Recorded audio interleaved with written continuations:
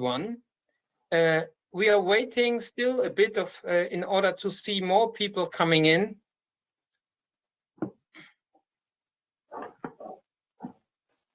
But all speakers are nearly here. I will not reveal who is not yet arrived.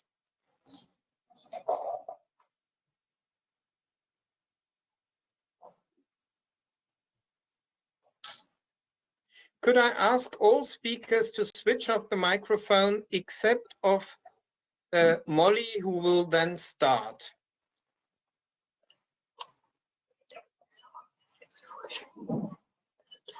Yes, thank you, Silvia. Rudi, can you switch off the phone? We try.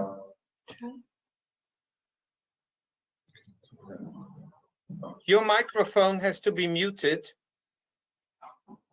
Well, we are working on this. Thank you. Sorry. Yes. Just a moment. We are still waiting, and then we'll start.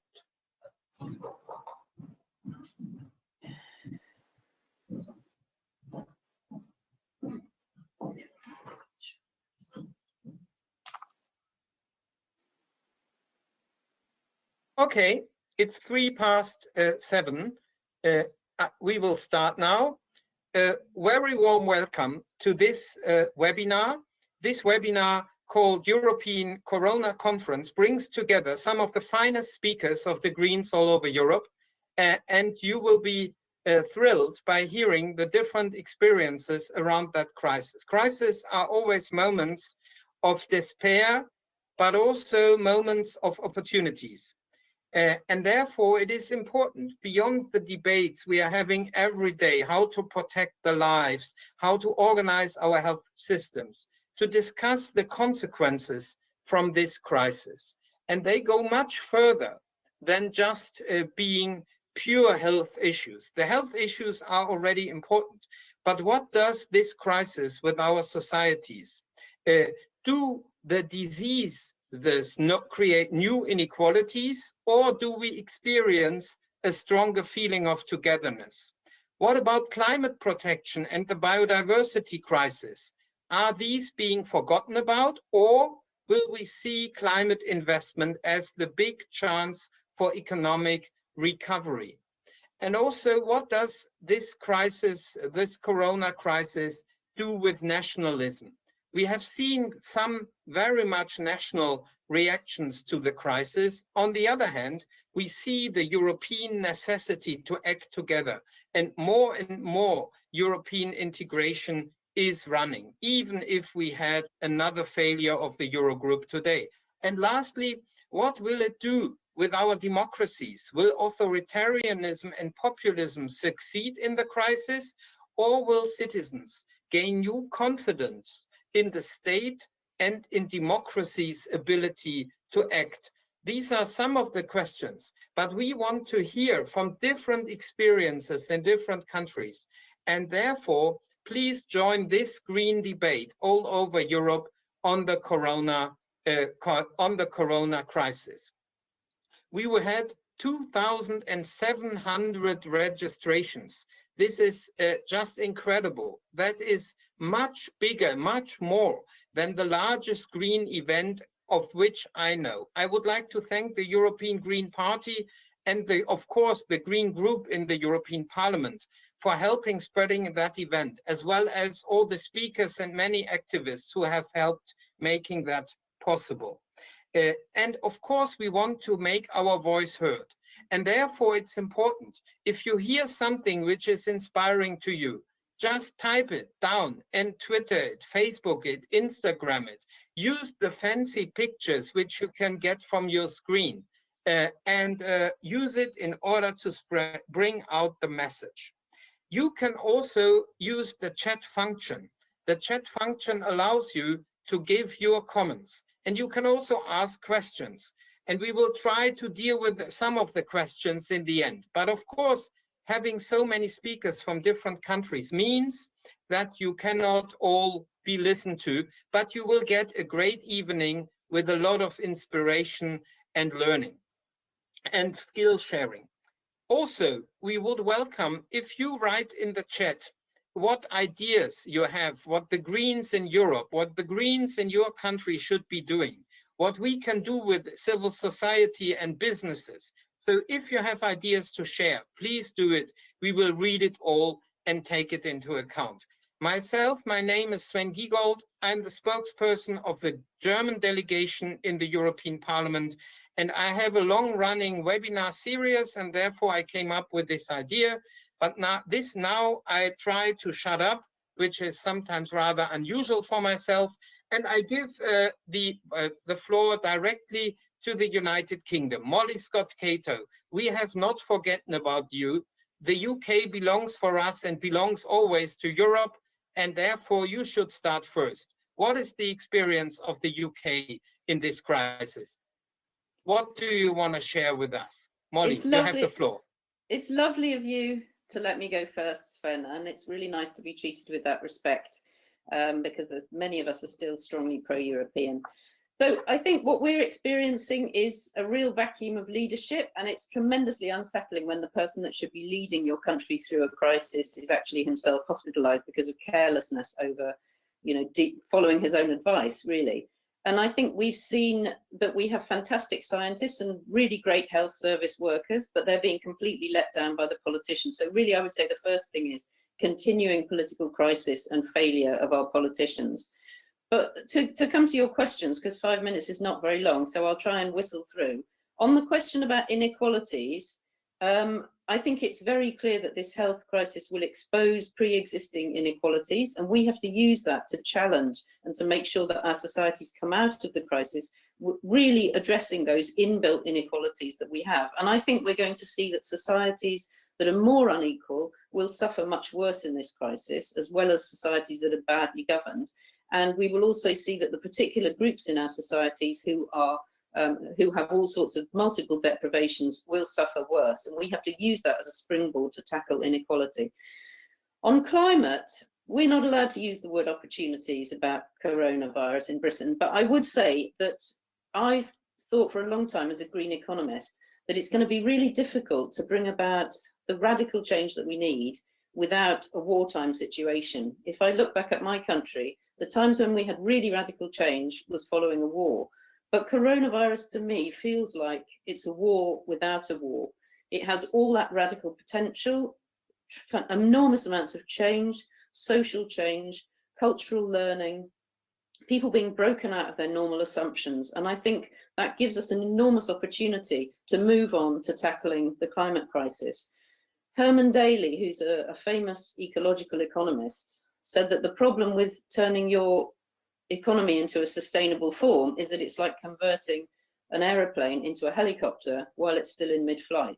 But the point is about a lot of our economies, they are actually mothballed, and the government will be funding them, and the government can put sustainability requirements on that finance. So we can use this period to really bring about a shift in our economies. And of course, that's particularly true in the case of aviation. Now, on the question of nationalism, to me, health was always going to be a national issue. So I'm not tremendously upset that there wasn't more immediate cooperation across Europe on that issue. Others probably feel differently about that. But where I think we do need to see cooperation is on finance. Obviously, we're outside the euro, but nonetheless, it's clear to me that this crisis will turn into an economic crisis and a financial crisis. Well, it's doing that already. Now, the Financial Times yesterday said that we should pay for the corona crisis using QE money, which, as Sven knows, I've always been a big fan of. And I think there's another springboard here to take us into that whole conversation about whether we should fund our economies through debt.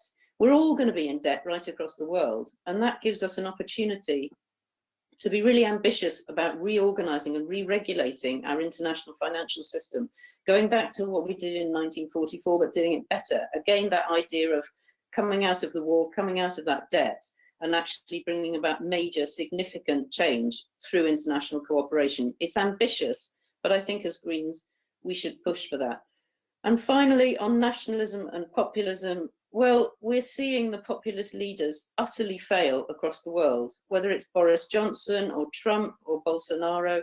They were always in this for themselves, and citizens must be, we must communicate to citizens. That's what happens if you vote for politicians who are basically about themselves. And in the case of Brexit, somebody very cynically tweeted recently, oh, well, it doesn't matter because we've got our blue passports, which is just to say what a ludicrous business Brexit really was. This is a real crisis, and we need international cooperation, and we need strong, really responsive governments. And because we don't have those things, it looks like the UK will have the worst death rates in the world, and we have to draw lessons from that. Well, Molly, you were, of course, a member of the European Parliament until forced out very recently. And you were, as myself, and a member of the Economic and Monetary Affairs Committee. And you are, of course, with the Greens of England and Wales. And you were tremendous in respecting the timeline of 5 minutes. I forgot to say, there are simultaneous translations. You find the links in your chat box. There's one into French and one into German. So if you are struggling with what we regard as English, then please use the respective translation. So, il y a une traduction vers le français. Vous trouverez le lien dans le Box Chat. Und es gibt auch eine deutsche Übersetzung entsprechend ebenso in der Chatbox mit dem Link. So, now I would like to give the floor to Austria. While the UK in a certain way is out of the cooperation at the moment in the Council, you are the one who is sitting in the Council. You are acting minister in Austria. You are Rudi Anschober, Federal Minister for Social Affairs, Health Care and Consumer Protection. And as I learned, you are now nearly the most popular politician in Austria. Félicitations. And the only thing sometimes confusing for people watching it from the outside is that Kurz is even a bit more popular, but you will manage. So, Rudi, what is your lessons from that crisis as an acting Minister of Health? You have the floor. Thank you so much. Greetings from Vienna. And thank you for the great idea to have this European conference on Corona crisis. I think this will stay for months, and we will see a very different Europe at the end of the crisis. Sorry that I speak in German now. I hope we will realize this in a correct time. Zur ersten Frage, also wir versuchen in Österreich sehr, sehr stark die Frage der Solidarität in den Mittelpunkt der Bekämpfung der Krise zu stellen, und zwar unter anderem mit einer großen Regierungskampagne, die in Wirklichkeit lautet: Schau auf dich, schau auf mich, schauen wir gemeinsam auf unsere Gesellschaft, schauen wir auf das Miteinander. Das funktioniert extrem gut. Es ist eine ganz große Chance. Also ich habe dieses Land, das ich jetzt seit 59 Jahren kenne, noch nie so vereint, so miteinander im Zusammenhang mit einer gemeinsamen Verantwortung erlebt. Das ist ganz großartig. Tausende Projekte, die stattfinden. So in Austria, the focus is on solidarity, particularly solidarity in fighting this corona crisis.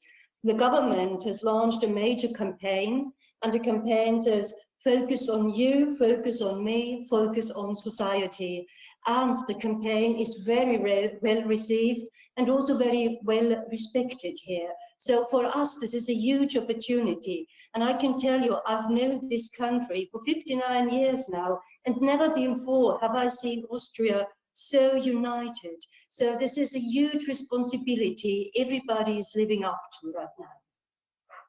Ja, und das heißt Verantwortung übernehmen, das stellen wir in den Mittelpunkt, vor allem die jüngere Generation für die ältere, die gefährdeter ist, die hier große Risiken hat. Und dieses Solidaritätsgefühl, das versuchen wir jetzt mitzunehmen, auch für die Zeit danach. Das kann eine große Chance sein, auch für die Finanzierung der Folgekosten dieser Krise. So assuming responsibility is the focus. Particularly, we focus on young people assuming responsibility for the elderly citizens, which are indeed the risk group. And I believe that this is something we want to adhere to in society, also in the time after the crisis, also when it comes to funding and financing. So in this respect, responsibility is of the essence and also solidarity. Ja, zur zweiten Frage, was die Klimaschutzdebatte betrifft, ist leider jetzt völlig weg von der öffentlichen Debatte, die ausschließlich auf Corona fixiert ist in Österreich. Aber wir sehen eine große Chance, was den Wiederaufbau unserer Wirtschaft betrifft. Ihr wisst vielleicht, wir haben einen weitgehenden Lockdown realisiert. Die gesamte Wirtschaft ist runtergefahren worden und der Wiederaufbau bietet natürlich auch die Chance, neue Strukturen zu schaffen, in den Klimaschutz zu gehen und die neuen Klimaschutztechnologien, die grünen Technologien jetzt durchzusetzen. Also die Krise als eine Klimaschutzchance auch aufzubauen. So climate protection, unfortunately, due to the crisis, climate protection is no longer the focus of the public debate. But I believe that when we start reconstructing the economy, because as you know, currently there is this lockdown, we have ramped down everything, the entire economy. But when we restart the economy, we believe that it will be possible to create new structures that focus on climate protection and also on green technologies. So in our view, it is necessary to also implement that and enforce that, because for us, we see the restart of the economy as a huge opportunity for introducing and enforcing green technologies. Und vielleicht dazu noch gefügt, wir haben in Österreich ein recht starkes Gesundheitssystem, ein staatliches. Und es ist auch sehr gut, denke ich, dass der österreichische Staat jetzt gesehen wird als ein schützender Staat, der gerade dort Aufgaben hat, wo es um die Daseinsvorsorge geht, wo es um unsere Gesundheitsinstitutionen geht. Und da haben wir jetzt eine gute Kommunikationsmöglichkeit zu beweisen, dass wir in einer Krise stärker sind, wenn wir diese Wohlfahrtsnotwendigkeit und Aufgabe, die der Staat innehat, auch gerade im Bereich des Gesundheitssystems jetzt beweisen können, wie wichtig diese Aufgabe des Staats ist. So, and when it comes to the health aspect, as you know, we have a very strong health system, mainly government managed health system. And I believe now we have this huge opportunity that people see the state as an institution that protects them, so that the state assumes a major task. It cares for its citizens. It makes sure that there is this general well-being. So state is also an institution that promotes health. And we need to communicate that. And now we have to prove that the state, the government is here to protect the people, ensure the well-being, and that we assume our health-related responsibility in this respect. Was die Zukunft Europas betrifft, habe ich ganz große Risiken, die ich sehe.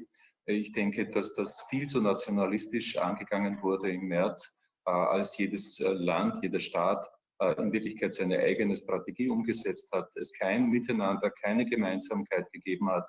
Viele Gesundheitsminister und Ministerinnen, meine neuen Kolleginnen und Kollegen, zwar versucht haben zu kooperieren, aber es kein gemeinsames Vorgehen, keine gemeinsame Strategie gegeben hat. Ich hoffe sehr, dass es uns jetzt gelingt, mit gemeinsamen Beschaffungsvorgängen, zum Beispiel was die Sicherheitsausrüstungen betrifft, hier Europa besser sichtbar zu machen, dass uns gerade in einer Krisensituation ein starkes Europa viel, viel besser hilft als der Alleingang. Und ich denke auch, eine Chance kann es werden, wenn es uns gelingt, diese gemeinsame Wiederöffnung unserer Grenzen, die Reisefreiheit gemeinsam wieder zu etablieren und das europaweit im gleichen Tempo zu verwirklichen. Das wäre ein schöner Traum, aber er ist schwierig. Well, what I see as regards the future of Europe, I can tell you I see major risks here, because the initial approach were much too nationalist. So in March particularly, every state tried to do it by itself. So there was no common approach. We did not cooperate, we did not join forces. And when I discussed with my health colleagues, we tried to cooperate, but I can tell you it was incredibly difficult. So no common approaches regards this. But what I see now is an opportunity for joining forces, particularly now when it comes to procurement, procuring, for instance, the necessary safety gear at the common European level. So what is necessary here is to make Europe more visible, because I believe what this crisis definitely requires is a strong Europe and cooperation among the players in Europe. And there is also another topic when it comes to reopening the borders. Instance, when it comes to lifting the travel bans, when we can start to travel, we need to do that all at the same pace. We need to cooperate and join forces, and this is very important. I know that it is difficult and challenging, and in fact it is a dream, but I hope it is a dream that can be realized. Ja, und zum letzten Punkt, was den autoritären Populismus betrifft. Österreich ist ja ein Land, wo wir in den letzten Jahren, in den vielen Jahren immer wieder große Probleme hatten mit rechtsextremen Parteien. Und das ist eine gute Nachricht. Die hatten noch nie so schlechte Umfragedaten wie derzeit, sind überhaupt kein Thema. Niemand hört auf sie im Augenblick. Sie haben keine Einflussmöglichkeit. Die Öffentlichkeit starrt endlich nicht mehr auf die Rechtsextremen, sondern schaut auf die Themen, auf die Gestaltungsmöglichkeiten, auf die Solidarität, auf das Miteinander. Und das kann uns extrem gut tun in unseren Gesellschaften. Das ist der eine Punkt. Ein großes Risiko sind aus meiner Sicht die Krisengesetze, die auch bei uns verwirklicht werden, die zu Demokratieabbau führen. Da müssen wir extrem vorsichtig sein als Grüne, dass wir hier demokratiepolitische Standards rasch wieder als die Normalität verwirklichen. Und zum Schluss, ich glaube, dass es eine große Chance neben den vielen Schwierigkeiten, die Krise das Coronavirus tatsächlich zu überwinden, dass es eine große Chance sein kann, die Gestaltungsfähigkeit von Politik wieder zu beweisen und zu beweisen, dass es Sinn macht, sich zu politisieren, sich zu engagieren und Verantwortung in einer Gesellschaft zu übernehmen. Okay, and when it comes to the authoritarian populism, well, in Austria, we've had for many years a problem with right-wing extremism. And the good news here is that because of this crisis and the current situation, survey data have shown that the right-wing extremists are in a terrible shape right now. So they are no topic at all. They have no influence at all. Nobody is listening to them. Nobody is looking at right-wing extremists at all. So this is an opportunity for us to show that the society is united, that we join forces so people really focus on what is going on at the government level, what we do. So what we see is that this development could be a good one for the society at large. However, there is a risk I see, and these are these crisis acts, this crisis legislation, which has been adopted and is being adopted. And we need to be very careful, because here these acts might actually well, reduce or undermine democracy. And we as Greens, we really have to focus on upholding the standards of democracy. So this is something we need to really be alert, and we really have to make sure that when we return to normality, so to speak, that democracy is definitely not undermined, but that it is always being upheld. So for us, it is an opportunity to show that we as Greens, we can shape the society, we can prove that we can assume responsibility, and that we can ensure that we come out of this crisis more Democrats, better Democrats, and in a better shape. Thank you to Vienna, you are in office, and you bear the greatest responsibility perhaps at the moment for us all in this crisis. We wish you really all the best and continue the good work, and thank you for the pro-European and clearly pro-democratic positions you have defended here. And I was very generous with the time because of the 2 languages. I will come back to the 5-minute rule now, and I would like to say at the same time many more than they are here. The systems are watching us from YouTube, Facebook, and Twitter. The links to these live streams are in the chat box. If you share them on your platform, we get a really big participation. So now I would like to give the floor from Austria to Poland. Malgorzata Tracz, excuse me for my pronunciation, is co-president of the Green Party Zieloni in Poland and member of the Polish Parliament, same. And you perhaps have another experience and insights to share. Malgorzata. Hello, everyone. Thank you for inviting me for this conference. I think it's very important that we as a Greens organize conference on such an important topic. I have the Polish perspective of dealing with the corona crisis. As you can expect or probably hear in media, we have not only coronavirus crisis in Poland, but also political crisis.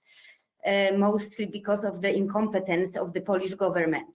The Law and Justice has no good response for employees or employers about the crisis. The solutions they present to support employees, employers, and also the healthcare are not sufficient. And the Polish Parliament has a lot of work to do by keeping establishing new bills, new rules, but also we have this democratic issue in here that the government is denying to say that we have the real crisis and follow the constitutional rules about it, but they just dealing with the government bills and further restrictions.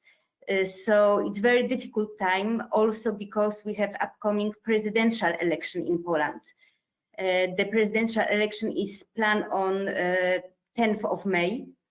Right now, if you would follow the constitution rules, there'll be no election. There'll be like emergency state, and then the campaign of all the candidates will not go on. However, the government is trying to have the election. They just passed, right now we're waiting for the higher house about the decision about the postal vote. The government wants to do the postal vote for everyone in Poland in the time of pandemic, in fact, which was very, very dangerous. These political issues and presidential election issues, they want to basically do this because they want to guarantee their power for the next 3 years, hope that the situation maybe will improve a bit, and then wait till the next election.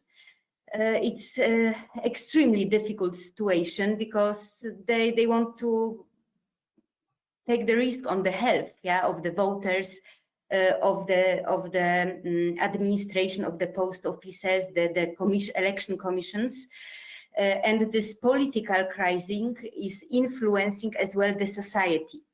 I honestly think that the society itself, people in Poland, they help each other. They organize the voluntary work, they care about older people. However, this political crisis between the ruling Law and Justice and the opposition is influencing the society as well. And you can imagine how difficult it is. We have the second week of the parliament because we have the parliament online right now, that the MPs are not allowed to be at the plenary room, plenary session, and they just have tablets and they vote from tablets. They cannot have, there's not enough debate in the parliament. That's why it's very unfair in terms of like people need help right now. We have big problems with the healthcare. There's not enough government support for employees and employers, and the politicians are discussing election. So I think that after this coronavirus crisis, there'll be another crisis in Poland. There'll be the healthcare crisis because the situation shows that the welfare state that Law and Justice says that they built is just welfare state made of the cardboard.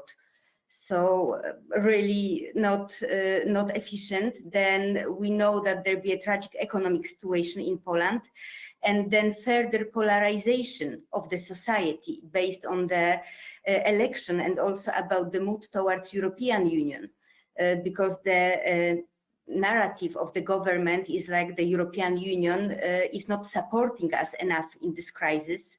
I'm afraid they will question also the Green New Deal on the way, like we should move money from Green New Deal to the support, financial support for the countries as Poland. So it will be very difficult in terms of the ecology and the climate crisis. Right now, it's not a topic, yeah.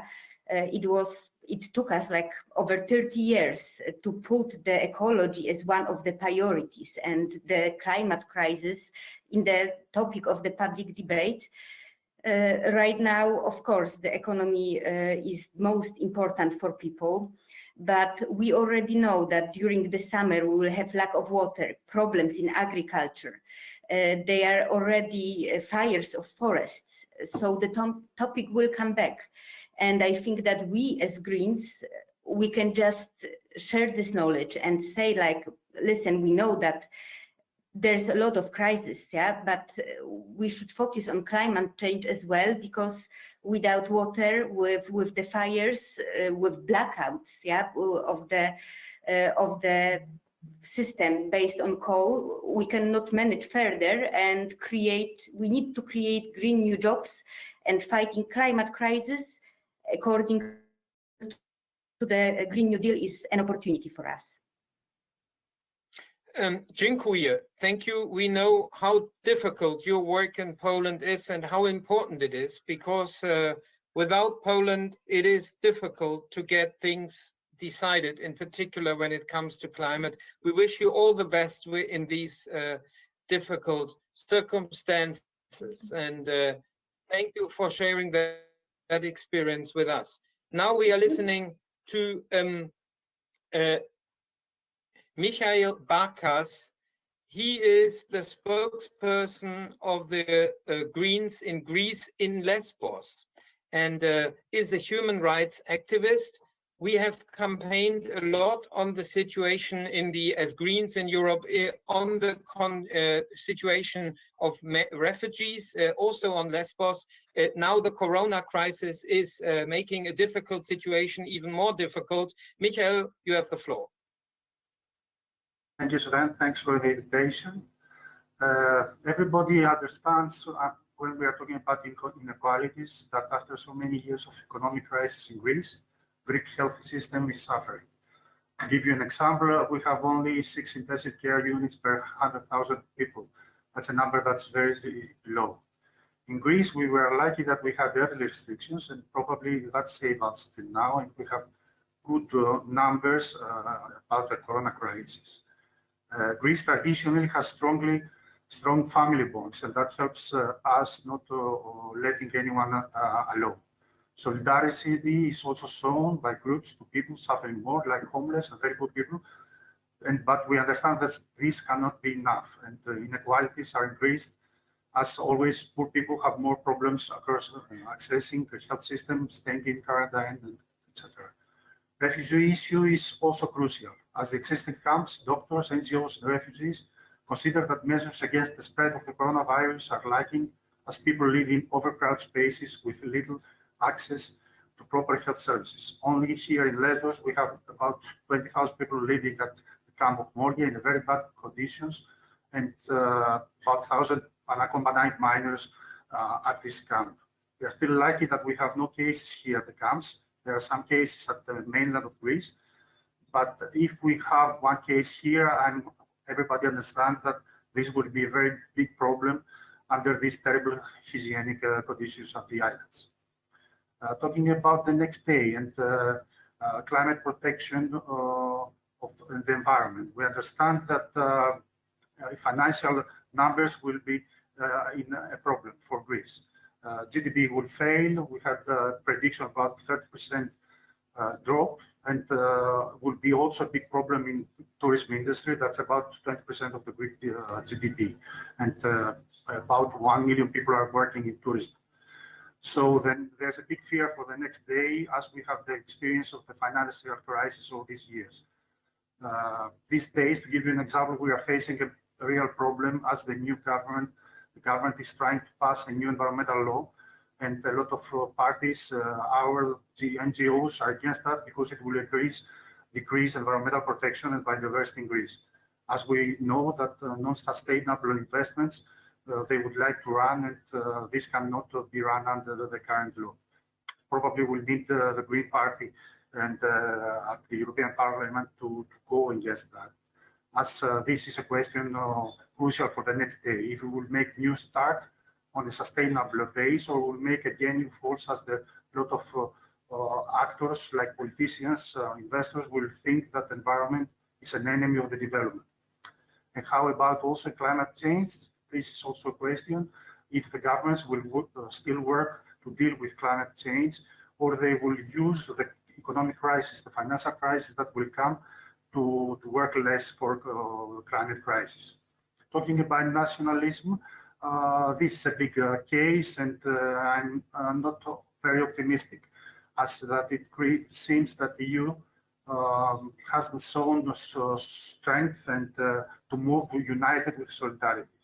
We know this case about Eurobonds and what we are talking about the last days, and I think that the European Union must understand that this will probably be the last chance to show solidarity, inspire people to believe in the European Union. Otherwise, I'm afraid that maybe EU will collapse, as for another time after economic and refugee crisis, European solidarity is under question. Closing about populism and the problems of democracy, we have seen the last days that Greeks understood that how state is crucial to our lives, and we cannot let the free economy run without protecting the public sector. And this has to do with health, with education, with public services, that they are crucial for our life. To give you an example, a year before, our Prime Minister, Mr. Mitsotakis, was saying that we have too many doctors at the hospitals. He wanted to privatize public sector health and the hospitals. And we know now that we need doctors so much, and he's trying to begging to doctors to come to the hospital. We're not facing the problems of other countries like Hungary and the friend of Poland, as they say, about democracy, but connected the issue with the refugee crisis, and I'm afraid that we will face these problems if we will not European Union show solidarity to the problem of refugee issue at the Greece, and especially at the islands. I will not say anything more because I passed the 5 minutes, but I hope that I have the chance to give answers if there are some questions from the people around Europe. Thank you. Thank you, and we wish you really all the best in Lesbos. And I can only say the Greens in the European Parliament have been campaigning for an evacuation of the refugee camps. These refugees are not a Greek problem, they are a European problem. And we are well aware of the damage the Euro crisis and the austerity policies have done to Greece and its health system. So, yes. So now I would like to give the floor to Silvia Zamboni. She is the Vice President of the Parliament in Emilia-Romagna, and also a co-spokesperson of the Green Federation in Emilia-Romagna. So Italy, I hope that was correctly said. And Silvia, you are very much in the dark. We know Italy has a difficult time. Silvia, you have the floor. Well, much more light. I look like a Goya portrait.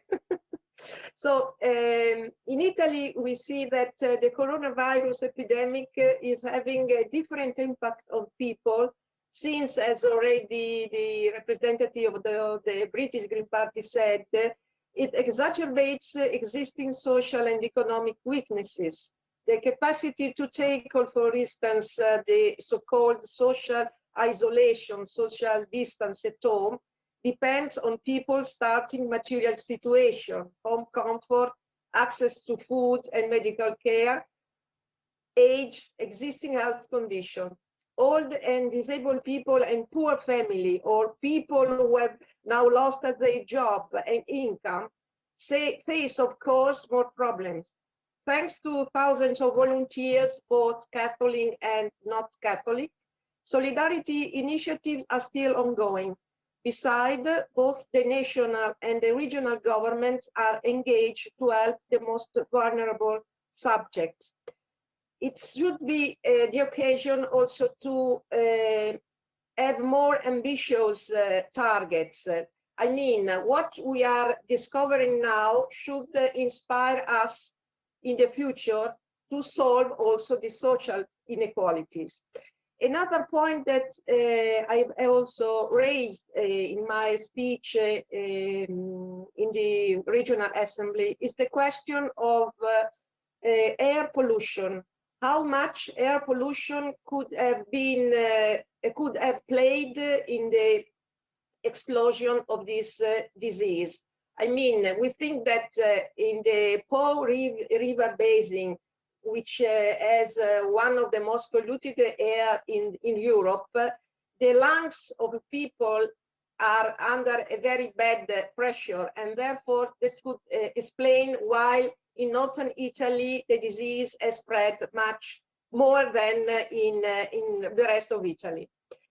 Referring to the post-epidemic recovery, Europa Verde is, I represent Europa Verde in the regional assembly, is deeply convinced that we can't miss the opportunity to address the recovery measures in favor of a deep green ecological transition. So for a really deep cultural and radical change. Public investments are going to be crucial to promote the recovery after the epidemic. Therefore, we must allocate them to tackle the climate change challenge, which has now disappeared from the political agenda due to the tragic epidemic, although climate crisis has not been solved yet.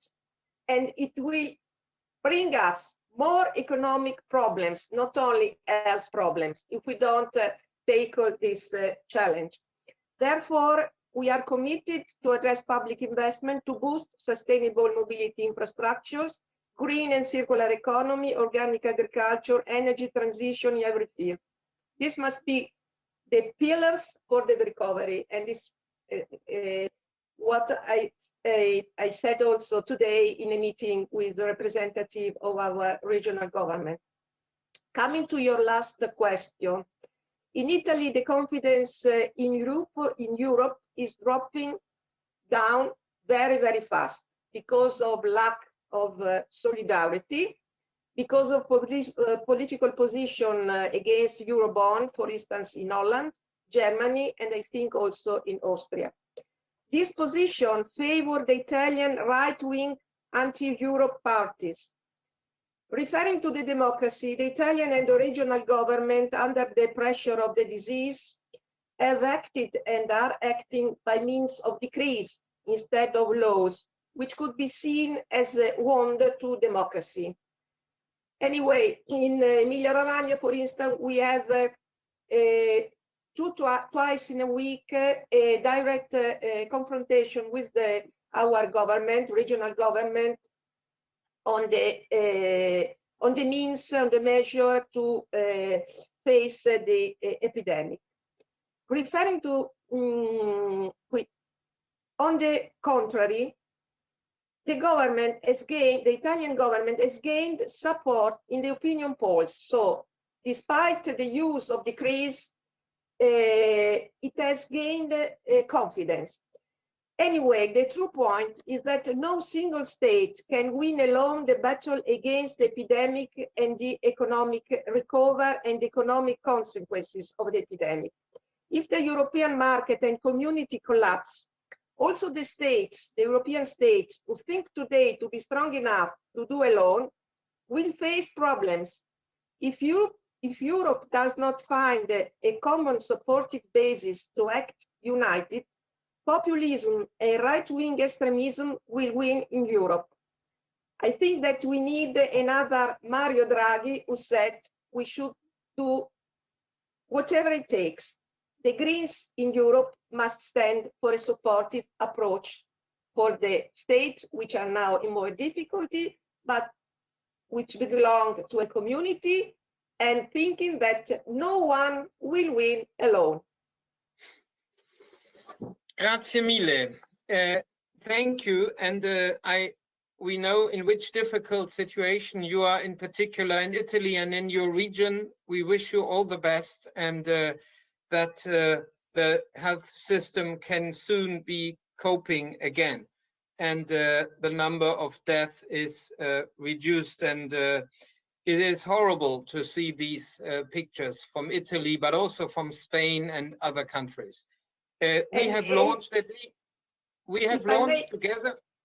We have launched together an appeal, a German-Italian appeal for cooperation in particular common financing of this crisis, and that is very important. And the motto fits very well to what you were saying. We are in this together.eu, where more than 20,000 people, mainly from Italy and Germany, have now signed in favor of Corona bonds or European health bonds. Silvia, you wanted to correct something? No, I want just to thanks for this appeal, and I have also subscribed it, and it was very, very important that the German Greens made the first step to realize this appeal. So thank you very much. Yes, so now we move from Italy to Luxembourg. And Luxembourg, I may say that Claude Turmes, old colleague also from the European Parliament, he's now Minister for Energy and Spatial Planning. And Luxembourg perhaps is also an example where one can see what Greens and government can do, because Luxembourg, to the surprise of some, have supported common Euro bonds in the Council. And that is something for which you deserve a thank you. But beyond that, what can we learn from Luxembourg? What is your impression with this crisis? Please, Claude, s'il te plaît. I think, yeah, so the first, thank you, Sven, for setting this up. I think in this crisis, we must show that Europe, Greens in Europe are standing together. So what we did in Luxembourg in our government with Greens, Liberals and Social Democrats, we had the political courage to really have a very heavy measures to protect our population. And in these days, we see results. So we are approaching basically the summit of the contamination. And we have protected also our health system by acting very swiftly and deeply. The second thing we were really confronted was borders and shutdown of borders. You have to imagine 2/3, so 75% of the workforce in the Luxembourgish health system is living beyond the borders.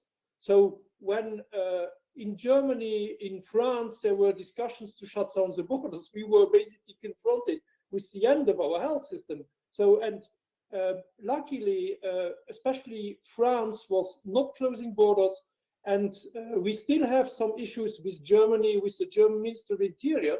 You can imagine you have a German nurse working in Luxembourg, and after 8, 10, 12 hours of saving people, investing herself, she spends 1.5, 2 hours unnecessary at the border being controlled. So we hope that the situation can evolve over the next weeks.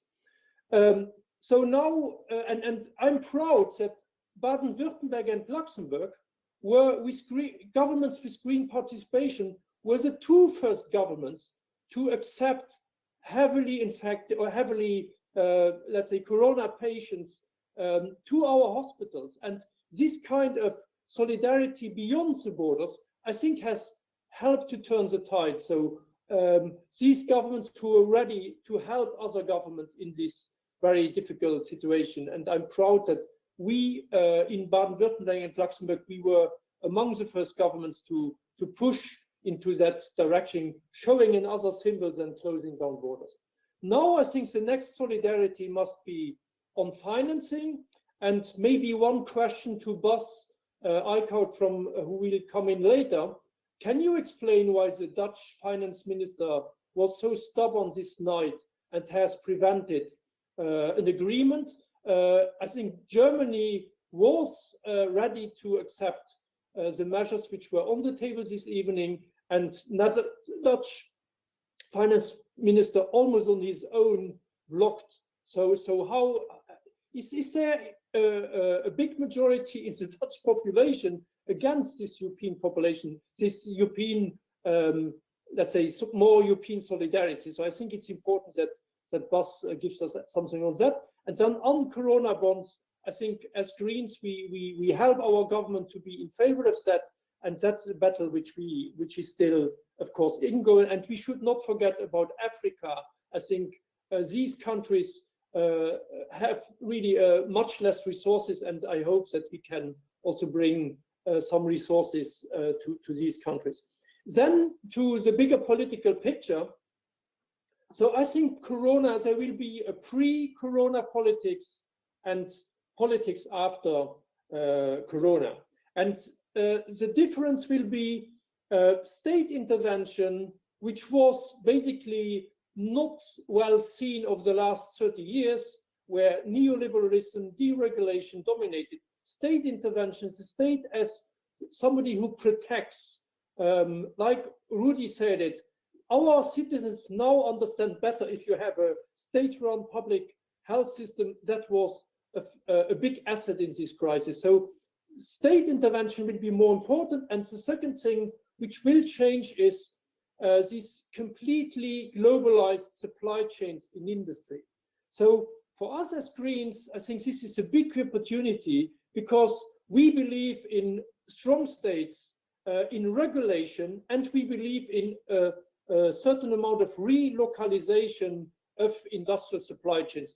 So now, of course, the question is, after Lehman Brothers, we were not very successful to bring the green agenda, the Green New Deal, to the center of the reply, the economic reply. So now the question for us is, I think a bit like Roosevelt, it's about relief, recover, reform. So there is an issue of timing. So in this crisis is, of course, health first, and we should not go to a wish list of what Greens already always wanted to speak about. So, but then when it comes to recover and reform, steel industry going zero carbon, cement industry going zero carbon, supply chains in renewables, and so on, must be at the center. And I think that this crisis is so deep that people will more think now about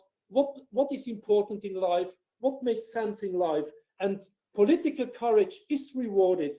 And that means that now political courage for putting environment first, and also putting solidarity and reducing the social divide in our societies first, that can win. That would be my message. And I think it's a hopeful message.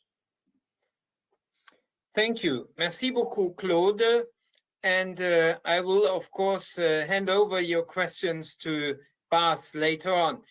Now, we are proud to listen to Petra de Sutter. She's also a member of the European Parliament. She has a long political experience and is a gynecologist, and therefore, as far as I can see, the only trained medical doctor here in our team. And he's, of course, president of the Internal Market Committee of the European Parliament. She comes from Belgium, from Flanders. And now, Petra, we are curious to listen to you. Thank you, Sven, and thank you for organizing this great meeting. It's good to see all the European Greens united on this subject. You have introduced me, and so I was wondering, should I talk about the medical aspects or the internal market aspects, or maybe as a Belgian? I will try to do all that in 5 minutes and answer your 4 questions. First of all, let me say that this crisis finally has led to a government in Belgium. We have maybe forgotten that, but we were without a government since almost a year. So it brought together the political forces, except the radical parties and the Flemish nationalists, I must say. And so now we are all united behind a government that is trying to do its best, although there is still a lot of problems. We were not prepared. The crisis was underestimated in the beginning, and so on and so on. I think these are the things that all the member states have experienced. But your questions on solidarity and inequality, I think it's a very interesting one, because I guess the answer is both. We have seen signs of solidarity at the level of citizens, people trying to do a lot of things for other people, for neighbors, for the elderly, applauding for the doctors and nurses every evening. We've seen that in Italy, but we see it in all the countries, also in Belgium. But on the other hand, we see that this kind of crisis definitely also increases existing inequalities. It has already been said. We see people that are in at the limit of poverty, single mothers, elderly, again, unemployed, the freelance people, flexi jobbers, as we call some of them, and so on. And then some very strange measures. I want to share one with you that really shows that some politicians really have a lack of sense of reality. One of the Flemish nationalist ministers in Flanders proposed to give a gift voucher to people with a second residence at the Belgian coast because they were not able to go there anymore. So you see, the government is doing its best to help people survive this crisis. Well, it's just a cynical example of some of the measures that have nothing to do with what is really needed, of course. But on the other hand, it's not only about citizens, also countries. And from the single market perspective, indeed, we've seen borders closed, we've seen export bans on medical equipment, on masks. This is a little bit behind us now, and Claude has mentioned some solidarity of cross-border help for patients that have been brought to hospitals in other states. This is a very good sign. And on the other hand, we have seen some problems at the Belgian-Dutch borders in the beginning, because the measures in Belgium and in the Netherlands were not the same. So people really behaved as if there was some war between both of our countries. Again, maybe Bas will say something about that, but this is behind us, and I will not go into the financial measures that are being disputed in the Council right now, because many of you will talk about it, and it is not a nice example of European solidarity. The question on climate protection, well, it's clear for us Greens, and again, I guess all of us will say the same thing, that the Green Deal must be part of the recovery policy after this crisis. We, as Philippe Lamberts, one of our co-leaders in Parliament, has said, if the house is burning down, we have to build it again, but it should not be the same house as before. It should be renovated, and it should be sustainable and green and be part of the Green Deal agenda. Fortunately, I think there is a majority. The Commission and also a majority of political groups have also expressed that same opinion. We know that some member states, and we've heard it from Malgorzata, are not, of course, of that opinion. On biodiversity, I want to say this is part of one of the reasons of this crisis, of course, is the shrinking biodiversity and ecosystems, and of course the globalized way of traveling, and that made this virus spread so fast. This is something we'll have to talk about after this crisis, because this is something that we should not let happen again. Very short, because of the time, nationalism and authoritarianism. Yes, well, nationalism, it is a reaction in crisis. People tend to buy toilet paper for themselves, and states do exactly the same thing. But this could indeed, and that is something Gentiloni has said a couple of days ago, if this egoism of member states wins, it could destroy the unity of the European Union. On the other hand, it could reinforce it if we show solidarity. On authoritarianism and populism, we see examples of both. I think people will understand that the solid state is important, specifically strong public health systems. We need to stop budgetary cuts and privatization in health care. On the other hand, we see what happens in countries like Hungary and also Poland. We heard it, which are examples, of course, of an evolution towards more authoritarianism. I don't think we can say what will be the end result of this crisis. I think we will see evolutions within the EU in both directions. I will leave it at that. Thank you. Thank you. And you could hear to already so many interesting and thoughtful deliberations here. So please continue sharing them on social media. And please also continue to share the live streams on Facebook, Twitter, and also YouTube, which are being provided here. You also have in the chat box the links to the translation into German and French. But now we want to, and I cannot spare Petra, thank you for your words, to say I would clearly have preferred no virus and no government in Belgium.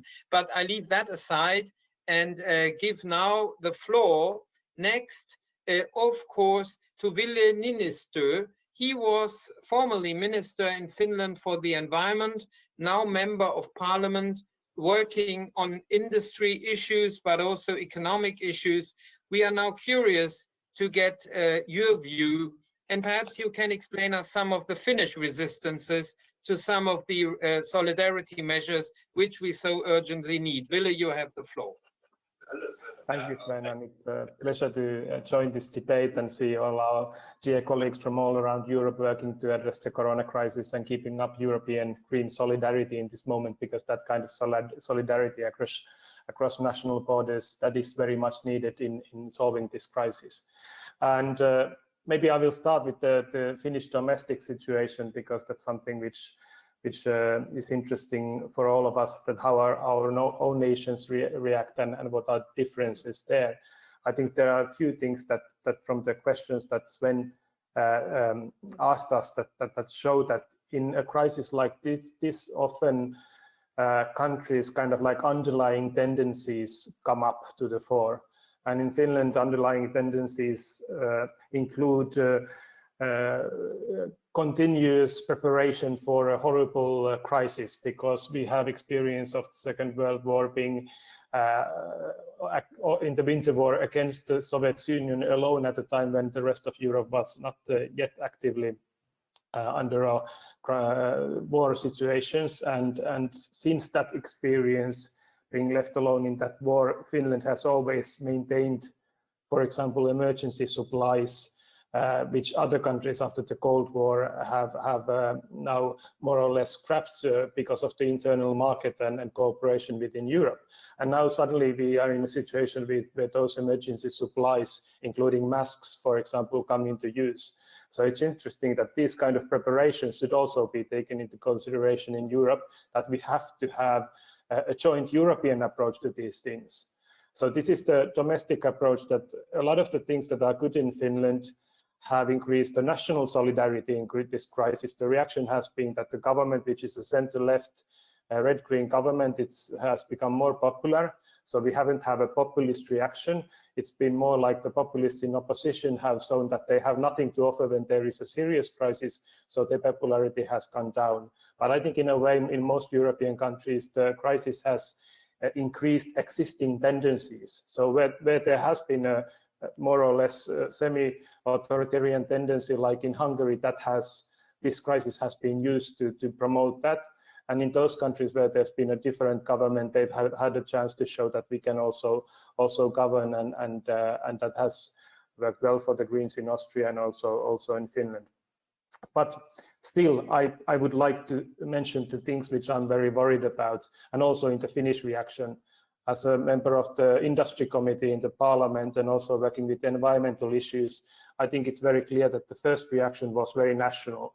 I worked personally with medicines across the borders, and Petra mentioned that already, but still I think it was a very bad example of lack of European answer to this situation when medical supplies were stopped at borders when national governments closed borders. And I know that there's been a case, for example, a Swedish company producing masks that were supposed to be sent to Spain, and they got stuck in the border in France because France has an export ban of those products. I understand that now finally these goods which were just transferring through France, that now they've been allowed to go back to Spain. But if we stop internal markets functioning in a crisis like this, when it's a question of emergency supplies, that shows very bad sign of European solidarity. So I've been working with making sure that medicines go across borders, and also pharmaceutical industry and the governments and the commissions start to think about European resilience and preparedness to produce different kind of medicines, because we don't have that. And this doesn't apply only to corona-related issues. It applies to medicine on diabetes and a number of other things. We may have even a problem of not having enough paracetamol in the future if the crisis continues. So we have to have a new kind of an approach to globalization. Globalization is something that we Greens support, but it has to be more sustainable than it has been in the past, and our societies have to be more resilient. But nobody in this global world can solve all these things alone. We can't go back into a system where all national countries produce these things by themselves. So the obvious answer is that we do it together as Europe. And then we have to also rely on each other and support each other. And that's why the Greens in the Finnish government have very much worked for a more positive solidaritarian approach also to joint financing of economic support and also corona bonds. But I think we are insofar the only governmental party that has been publicly openly for the corona bonds. And the government itself is very critical still. You know, in Finland, we have again a tradition. Maybe this one is a bad tradition. If we have a good tradition is in being prepared for crisis, we have a bad tradition on being very skeptical on having public debt. And in a way, in this situation, if there is an economic area that doesn't have any way of addressing together a crisis with economic means, that is taking joint debt and helping countries to invest, then the crisis will last longer only. And if we have an internal market and we don't help Italy or Spain to come on their feet, that means that we will also suffer. And it's not just, it's a question of solidarity, it's a question of what is right, but it's also a question of good economics. So I will end by that remark that we are doing our best as Greens in the Nordic states to help European solidarity, because we all need it. The example on medicines is also a good one, that we all need it, but it's also good economics. Thank you. Thank you. And it's good to hear how we are united on the need of financial solidarity. So, now I would like to give the floor to France. So we have here problems. Can everyone try to switch off microphones except of Karima? Everybody did. So, Karima, yes, we hear you. Okay, great. Welcome. You are the president of the Transport Committee in the European Parliament, and of course from the Greens in France. And we have started together in the European Parliament. Karima, you have the floor to sharing your experience and ideas with us. Please.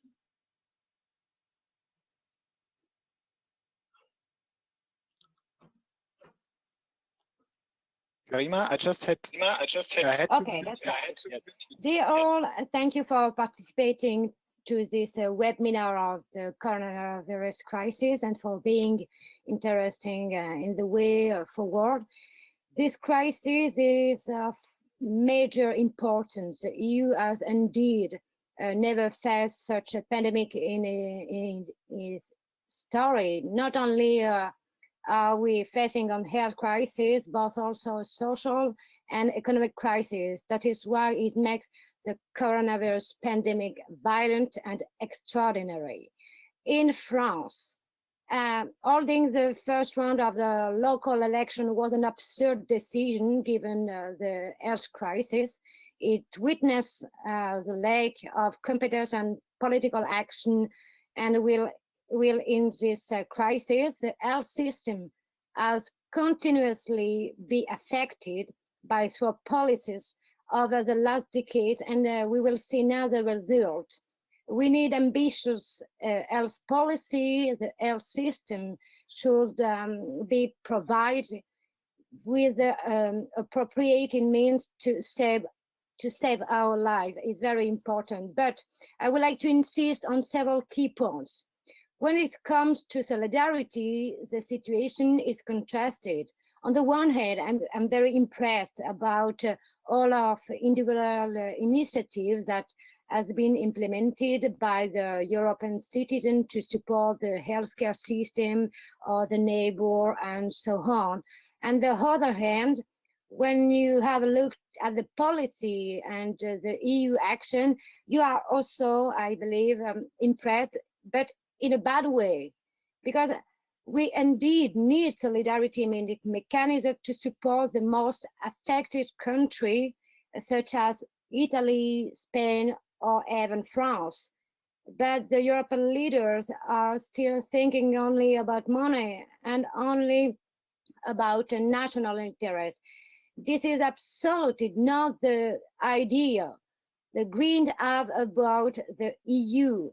If we really aim at tackling inequality, I believe all the EU governments should support each other at the European level, as well they should implement concrete and very significant action at the national level to support the most vulnerable citizens. When it comes to climate protection, you cannot make the health crisis and the fight against climate change two separated events. For decades, we have been informed by the scientific community about the health impact, for example, pollution. Every year in Europe, more than 800,000 European citizens die prematurely because of pollution. Also, the top priority is today about saving life on a short-term perspective, but the crisis could provide us with a unique opportunity to meet the citizen needs. If we care about our planet, our health will be better. The new paradigm should lie within a real ecological and social transition which will benefit to planet and to the citizen.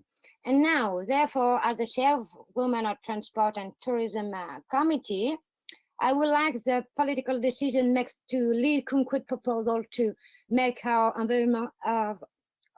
environment better and more adapted to the current and upcoming challenges.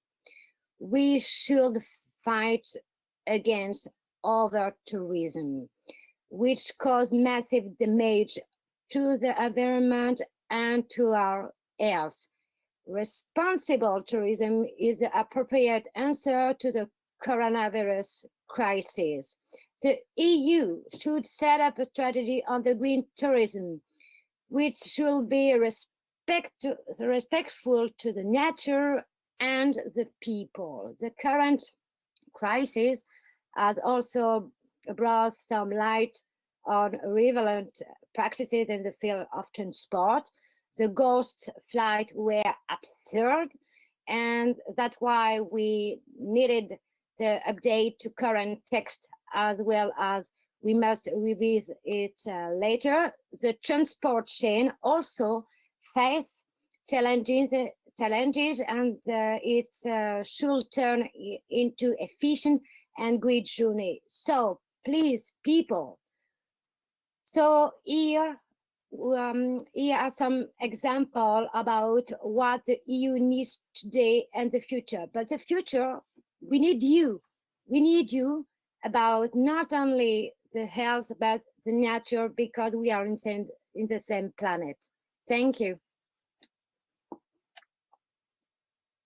Merci beaucoup, Karima, for sharing these views. And I immediately hand over to Bas Eickhout from the Netherlands. He's also a member of the European Parliament and one of the leading voices in the fight against climate change. He is a climate scientist himself. Bas, you have the floor. Thank you, Sven, and good evening. It's almost like a Eurovision Song Festival, isn't it, right? So good evening, and here are the votes from Amsterdam. I'm not in Amsterdam, by the way, by God, no. I think let me try to say the good side of the developments that are taking place in the Netherlands and the less good sides, which already Claude was asking about, and probably also Silvia would love to know on how that situation is in the Netherlands. First of all, apologies, Silvia. It's not that all the Dutch are like this, but unfortunately it is a big majority for now. I will come back to that later. I think it is also good to see that there are very good and interesting developments in the Netherlands because of what's going on in this situation. And I think what is really most interesting is that, of course, we have been always a very liberal country, a trading country. And with that, efficiency has been number one. So we run a very efficient economy, but now we also see the downside of it. For example, we have per capita a very low number of beds available for intensive care, which we now run problems with. So that's why we are very thankful for Germany, because Germany, who we sometimes make fun of by saying that they are less efficient than we are, but now we are very blissful and thankful for that, because the Germans have more beds to spare, and now Dutch citizens are in a German health, intensive care, because the Germans have that availability. And that shows already that there is more of a rethink now going on in the Netherlands about always putting efficiency first might not be the wisest thing to do. There are some first opinion polls where 60% of the Dutch are saying that this crisis is a moment of rethinking our economic model. So that shows you that there is really an interesting thing going on there in the Netherlands, which you can also see that when we had our first measures, then of course, for example, the closing of schools, then you had to keep the schools open for parents that are having crucial jobs. And everyone noticed that the list of the defined crucial jobs were all those jobs that we have been cutting expenditures on for decades. So also here you do see that there is a huge revaluation of jobs in healthcare, in education, etc., etc. So I do think there is a change in the society there that is visible. Just into the measures, I have to say that, because Petra was also mentioning that, I think the Dutch deliberately decided to not go for a full lockdown, but as the Prime Minister is calling it, an intelligent lockdown. Well, that's a nice frame, but what it means mainly is that, yes, some things are closed, but that there is also flexibility for citizens, that they should not stay at home continuously. And in that sense, if you look at the effects on it, there is not a huge difference between the countries around us. So for the Dutch, it has always never been the case to close any borders. Which one weekend was not working very well, because then we still had our restaurants open and the Belgians didn't. So indeed, all the Belgians came to the Dutch to sit there in a pub or a restaurant. But after that, now also that is closed in the Netherlands. And I think these border closures that Belgium still has in place are really nonsense. To be very honest, they are nonsense. But okay, that's apparently the feel that some countries like to have, that they can control it as if there are huge differences now standing out. So that's the good side of the story. But unfortunately, there is also a very bad side that I see, and that is that all the responses now are very much focusing on national solutions. When our government said that everything should be done to solve this crisis, they are only thinking of it in a national way and not internationally. And that is absolutely what you see ongoing now. And now I go back a bit to the question of Claude. There is no opinion poll yet to look at, is there a huge support for the government? But I can tell you, in the Dutch parliament, almost all parties are supporting the Minister of Finance. There are only two parties not supporting, that's the Greens and the Social Democrats. They together have 23 seats of the 150. So there is a huge majority, say roughly 80% of the parliament, that is supporting the government and might even think that the government should be tougher. So this is also putting the Prime Minister and the Minister of Finance a bit in the situation that they feel that they have to follow this line. On top of that, it is unfortunately still a ideological part, where now the Dutch feel that because we have been so sparing so much money and creating these buffers, now we can do some extra spending. So that is good to have, which the Italians didn't do. I'm paraphrasing now, but that's the kind of the public debate that we have been sparing in good times. Now we can tackle that, and it would be unfair now that we also have to help those countries who have not been doing that, forgetting about the crisis, etc. So, and also forgetting about that this is a short-term benefit and certainly not a long-term. So in all that, unfortunately, the Dutch are absolutely not thinking of the European answer.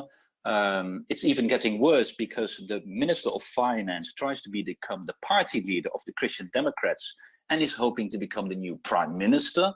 So there's also this part, and that brings us to the populists that you have in the Netherlands, of course. The populists are ready to attack the Dutch government if they are too lenient to the south. So we have populists, unfortunately, on all sides. And where we now in the responses have made them silent, they are waiting to come back. And certainly on European, giving money to the rest of Europe, they will certainly be back. Last point, Sven, I know I'm 1 minute over time. It's on climate. There, I think it is interesting to see that the support for climate measures has even increased in the Netherlands. So yes, of course, there's a big part of the society saying, okay, we need to solve the corona crisis. However, after this really should be the moment for a Green Deal and investment in a green technology. So this also gives an indication that there might be really room for it. So I think there's good news on that side. Unfortunately, on the nationalistic side, we are very, very not looking at the European answers economically. And that's unfortunately a habit that is remaining in the Dutch DNA. Yeah, thank you, Bas. I had hand over directly to another troublemaker in Europe. That's our government. But we Greens are in opposition, in strong opposition. And Jamila Schäfer is just at the center of it because she's vice president of the Greens in Germany with a special responsibility for European and international affairs. And therefore, we are looking forward to listening to your view. And of course, one could say the same question which went to Bas is also for you. What is causing the trouble in German politics to be more pro-European? What is the answer of the Greens? Please, Jamila, you have the floor. Thank you, Sven, and thanks to all of you for your interesting remarks and for sharing all your views with us. Yeah, I think as Sven already said it, we are also a little bit the troublemakers in Germany again in a crisis. I find that also very sad by myself because we see that the southern countries like Spain and Italy, they are also in a big trouble with their health system because the German government was also responsible for this austerity politics that is causing lots of trouble now. And I think that the claim neoliberalism kills is now in a new confirmed reality by Corona. And I'm also very, very sad about that. And we can see that the German discussion is also a little bit going in the same direction like Bas was mentioning the arguments in the Dutch discussion, because I think the conservatives that are dominating that government and also the social democratic financial minister, who's also kind of a conservative politician, he's repeating that argument that we are in such a good position now with our economy in the crisis because we were like better managing crisis issues before. And I mean, that's absolutely not true, because we were also benefiting from a very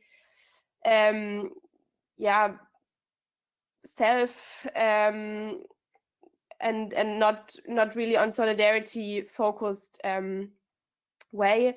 So I think that it's also very important that we are in such a big opposition against that now. And I think that it already shows effects, because we really kind of convinced some conservative politicians that are now also claiming that we need Corona bonds. And there are also some Christian people demanding for it. And I think that we also have a good chance that we turn the debate. So I think that we just need to be focused and need to stay loud in the debate. And I think that we should also do that all together, because it's about a common European question here.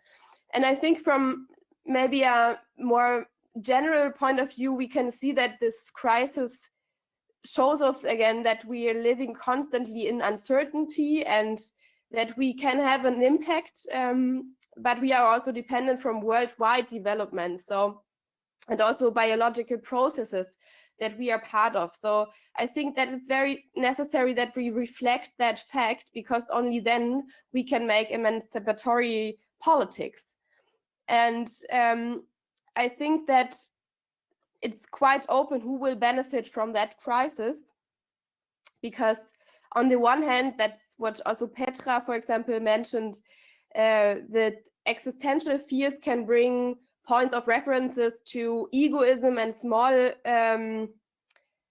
thinking about only egoistic needs.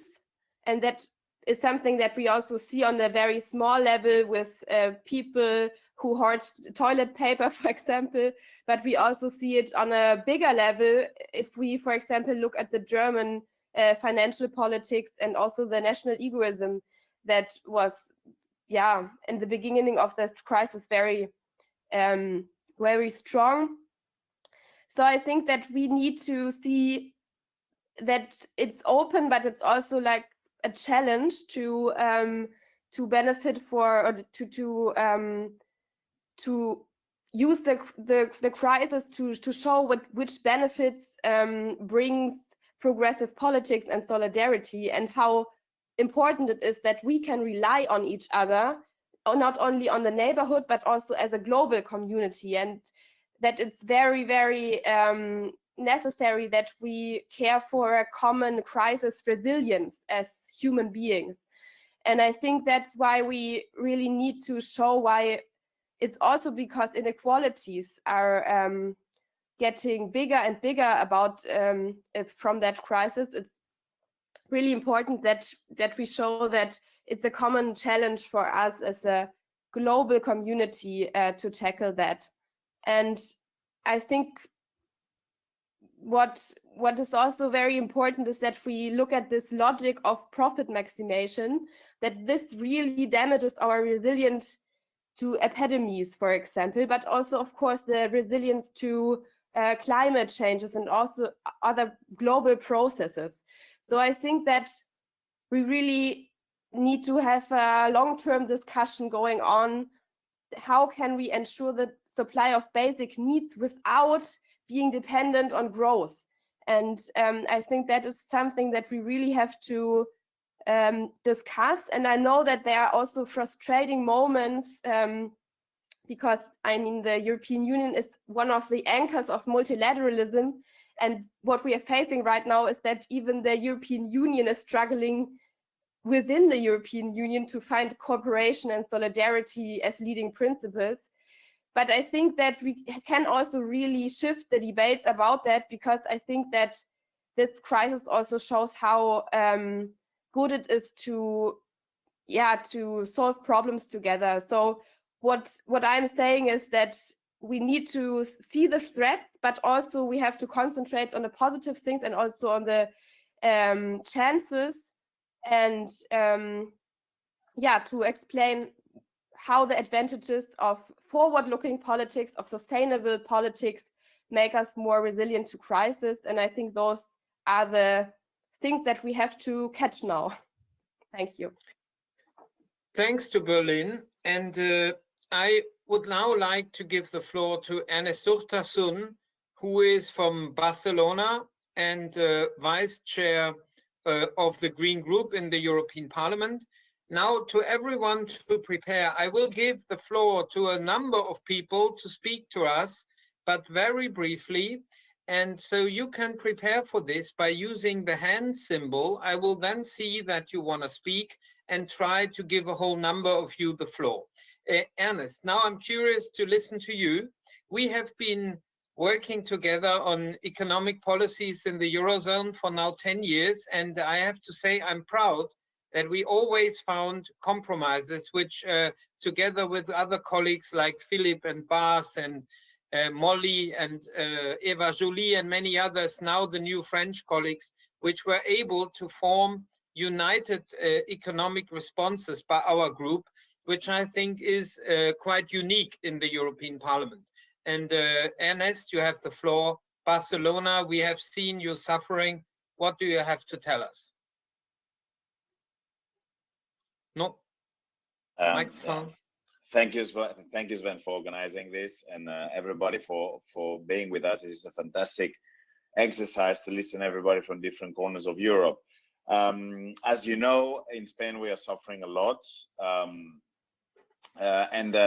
Regarding your first questions on the reaction of the people, I have to say, on the one hand, the inequalities that already exist in a way are now more real and more present and growing. Because if you take the issue of housing, for instance, of course, which is a big issue in Spain, the confinement has created even greater inequalities in relation to housing. You have single mothers living in very small rooms with 3 children confined, and situations that are very, very difficult.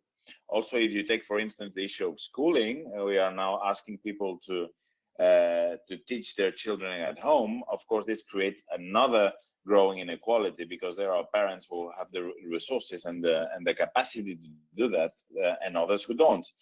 So all these different elements are exacerbating inequalities. And then another issue that we are extremely worried about is gender-based violence, which in Spain is a real problem, and now the confinement can get that worse. So I think we have a certain number of phenomena that of inequalities, of problems that are growing by the day. On the other hand, and this is the good news, I think there's a growing conscience of the importance of public and common goods that have been too much destroyed by the austerity and neoliberalism. And here I think there's a political and cultural battle that can be taken, because I think everybody after the crisis will demand that there is further investment in public services, and particularly in health. Just to give you one figure, in Spain we have 1/3 of ICUs per capita, in relation to Belgium. So Belgium has 3 times more ICUs per capita than Spain has.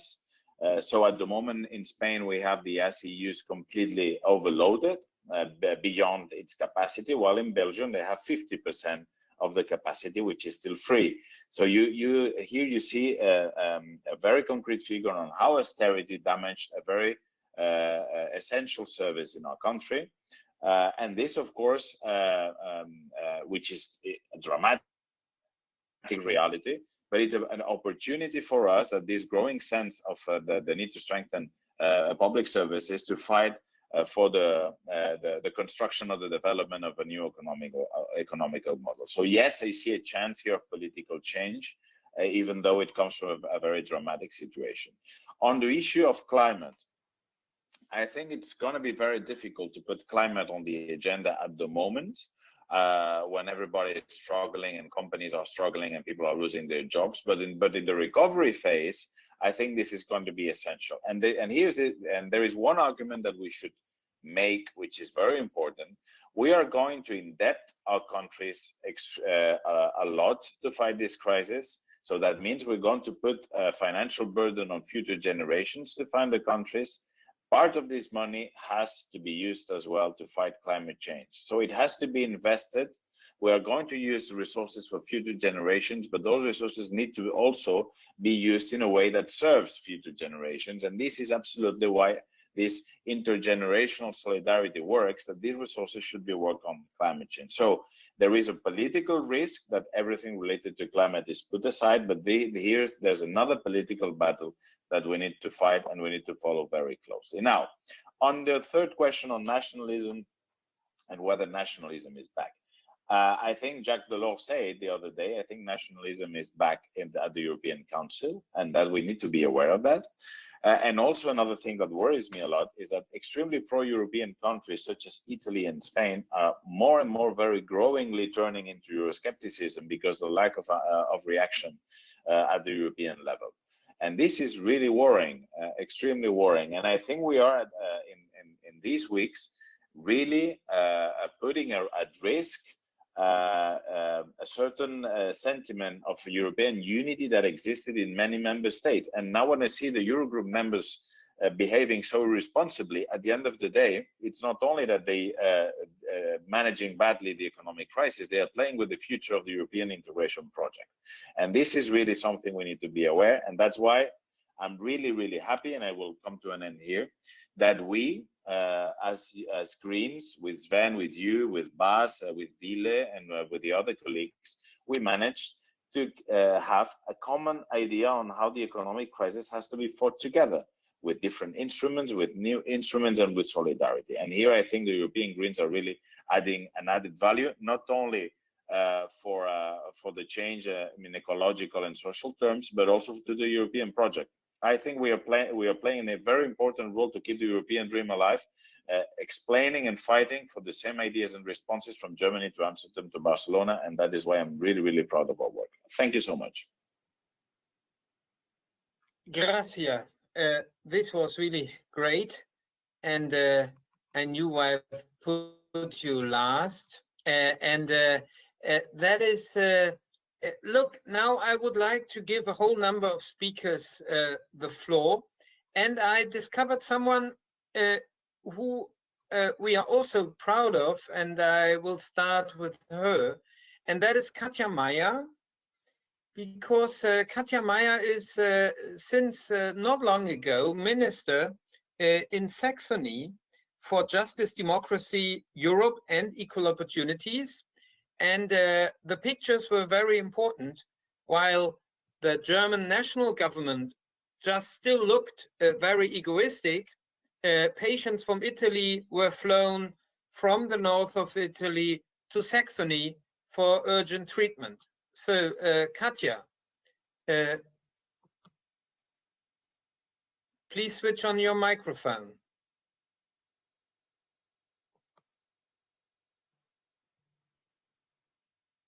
Katja? Yeah. Yes, we are listening to you. Oh, great. Yeah, thank you very much, Sven. Yes, I'm Ministry for Europe, Justice, Democracy and Equality here in Saxony, and I will give you a little insight into how we as a state are dealing with the crisis. We also ask ourselves the big questions that we were asked here today, but I also want to give you a little insight to what concerns us in Saxony. In times of crisis, solidarity should be our first goal and maybe our first and most important duty. But we unfortunately witness that national interests overpowered European solidarity. EU left it to the national states to handle the crisis instead of thinking the lead. And closing borders is the challenging times seems to be the biggest defeat to the ideas of Europe. And despite of this pessimistic view, there still is hope, and who would have thought that this comes from Saxony. As the first German state, we took Italian patients for medical treatment. This was possible because there are personal relations between politicians in Italy and in Saxony. And European solidarity is based on personal relationships.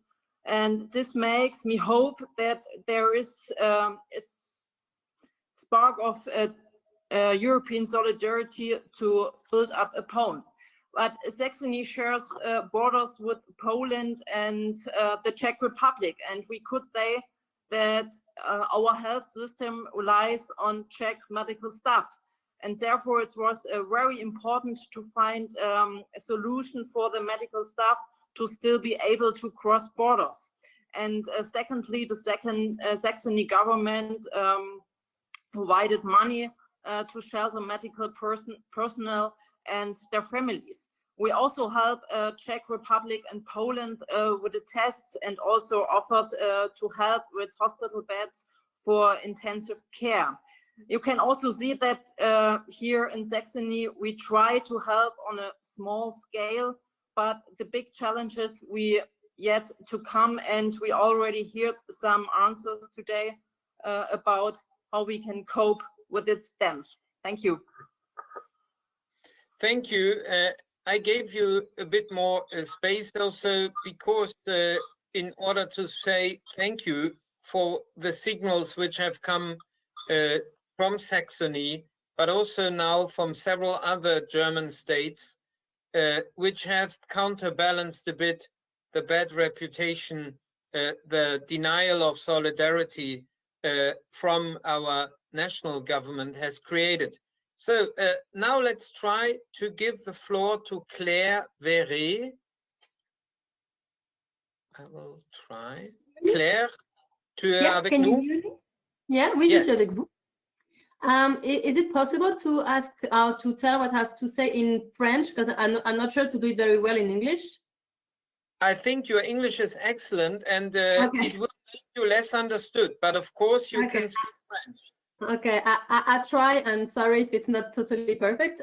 Thank you very much to let me speak, and thank you for everybody. I would like to tell you about a proposal that has been published on Monday at an international level, but also on a European level by Stay Grounded, which is an organization which is in every country in Europe and who coordinates also all about planes and revendication about planes. And the petition, which was published on Monday and will be published on the site certainly tomorrow, also in Austria tomorrow, also in France tomorrow in a big media paper, is to have 3 measures about the public aids which are planned today by European countries towards the aeronautic industry.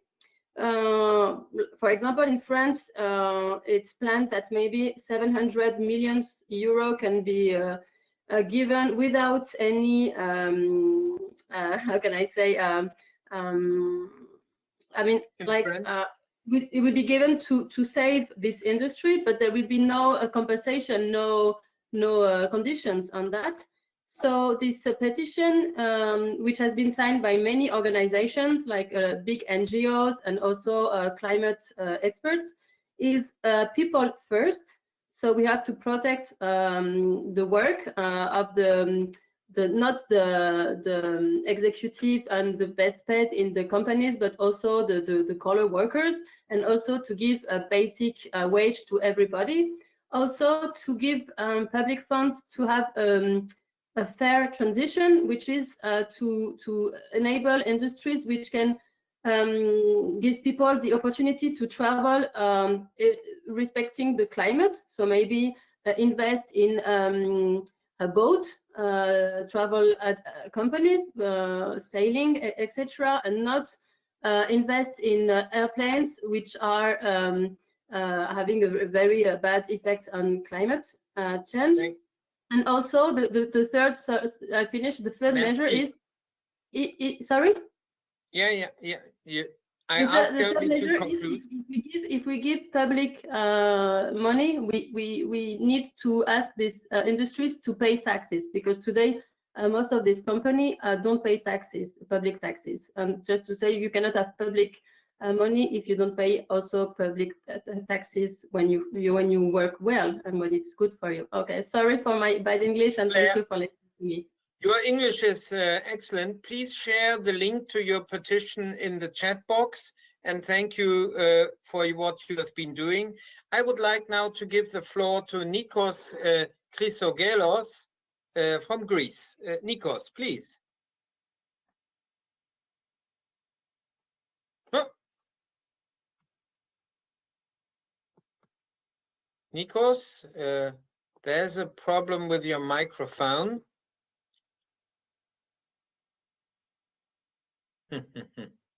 Okay.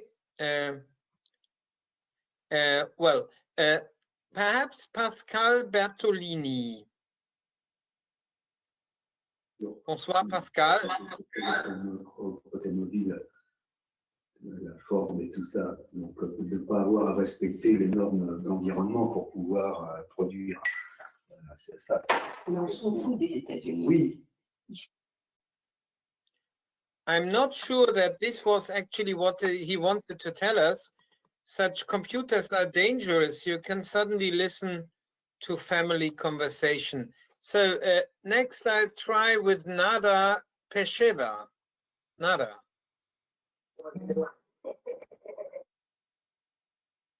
Nada? What was this? Okay, so let's try Ellen Überscheer. She's the co-president of the Heinrich Böll Foundation, the party foundation of the German Greens. Ellen, welcome. Yeah, well, thank you very much, Sven, and thank you for bringing together all these voices from all over Europe. And I think nearly all of my colleagues who run our Böll offices are online as well at the moment. And we were listening carefully because we are planning our annual conference in May, also in a similar format, and hopefully with you, Sven. And so it was very very interesting for us. I see that we saw kind of ground zero of European integration during the last month, and so I was quite excited that most of you were, I would say, quite hopeful that we recover or we can overcome this disintegration that we've seen.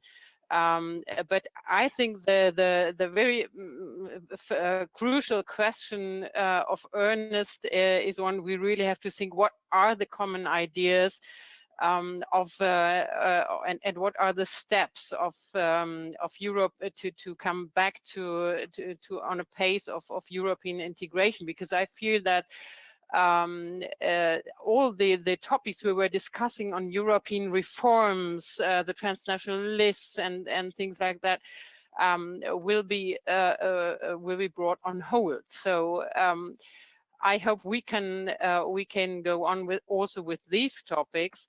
And another thing that is, I think, quite urgent at the moment is how do we come out of the quarantines and of the confinements you all were describing, and at the same time saving the rule of law, because we see in several countries that in terms of digitalization and bringing tracking apps into the population. So we see some dangers, and I think we as Greens have really to tackle also the issues of rule of law. Thank you. And I'm now trying Hugo de Amas Esteves. Let's see whether this works now. Oh, you have to switch on your microphone. Oh. Can you listen to me? Yes, now yes. Perfect, thank you. My name is Hugo de Armas. Yes, I'm the delegate of the ECO, the Spanish Green Party, in the European Green Party. Thank you very much, Sven, to organize them and to all the people that participate here. I get with two questions. The first one is, what are we going to do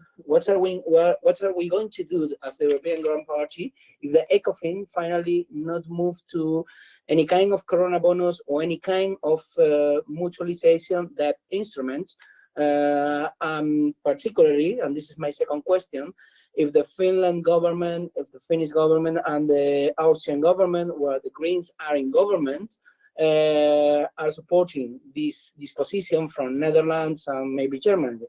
We don't know. So as a European Green Party, as a Greens incumbent in Europe, what is going to be our position, knowing that particularly the Netherlands Greens, the Groningen, votes against the position of the government yesterday in the parliament. That is really good. Thank you very much for the information that Bas gave us.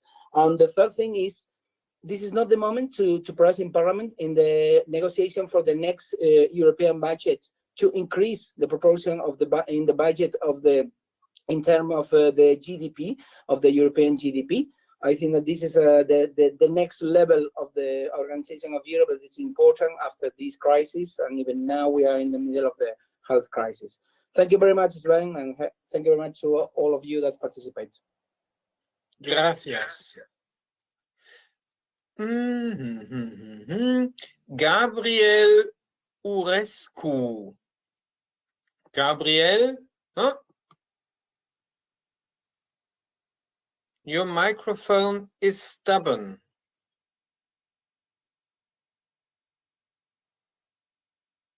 Max, can you help to switch on the microphone of Gabriel? Yes, it's on. Gabriel has to switch it on himself now.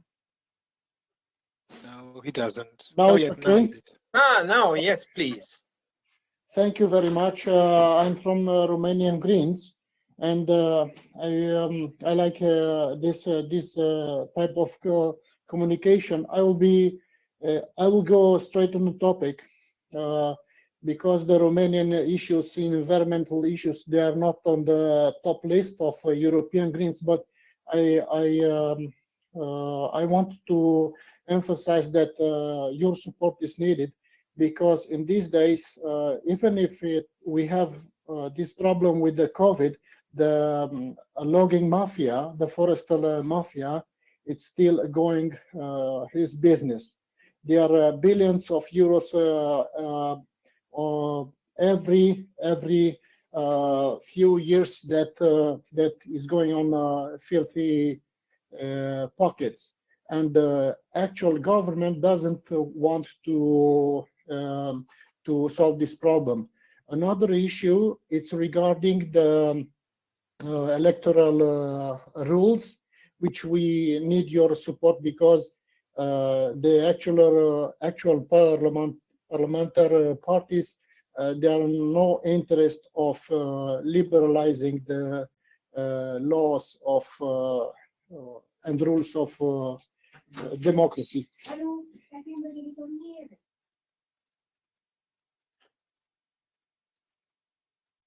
Oh, what was this? I didn't switch off your microphone, Gabriel. However, let us stick as closely as possible to the corona issue. Yes. The thing is, the thing is that this corona issue disrupted the democracy in Romania and disrupted some environmental solutions like waste management, forestal management, and other issues. Thank you.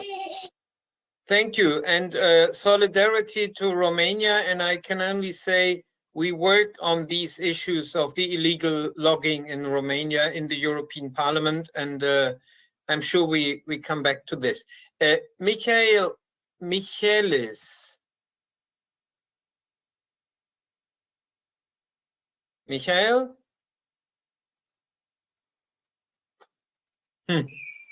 You can speak now. Your microphone is activated.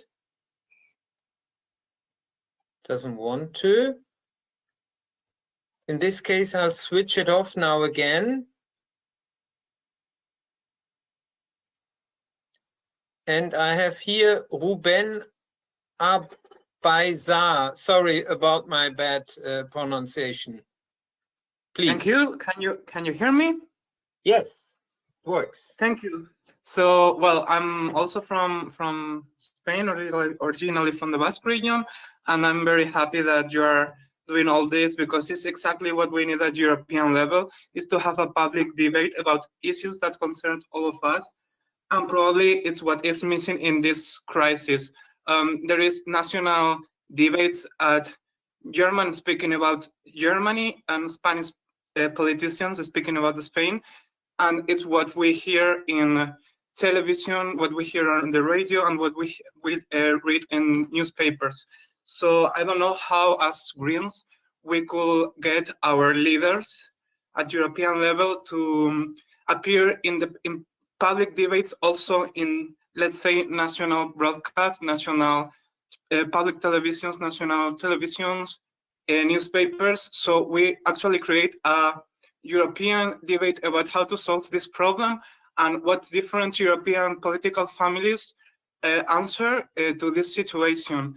Because if not, it will definitely go to the answer of what Germans want to do, what Germany decides to do with a German debate, or what Italians want to do, and it will definitely end in nations against nations, and not about what different political parties or political families, as Greens we are doing, defend. So I think we need to create this debate like the one that we are generating here in actual public debates, in televisions, in newspapers, with leaders that doesn't matter where they are from, but they speak to all Europeans. So I don't know how we could get that, because I guess it's very difficult for our party leaders at European level, MEPs, apart from the extremely great job that they are doing in social media, to get to everyone, to old people, to young people, to workers that generally are not so interested in how European politics works at European level, but that they got their information from TV, from newspapers, from what they see, like most people. So I don't know how we could get that to generate this European level debate like the one that Greens we are doing here right now. Thank you. Thank you. And in order to conclude this round, I would like to give the floor to Danijel Pantic. Sorry, the pronunciation of probably something like Serbo-Croatian. You have to switch on your microphone. Hi, Sven. Can you hear me? Yeah. Yes. Good evening. Yes. Hi, everybody. Good evening from Belgrade, from Serbia. Just wanted to bring into discussion accession region. So it's EU accession countries: Serbia, Bosnia and Herzegovina, North Macedonia, Albania, Kosovo, and Montenegro.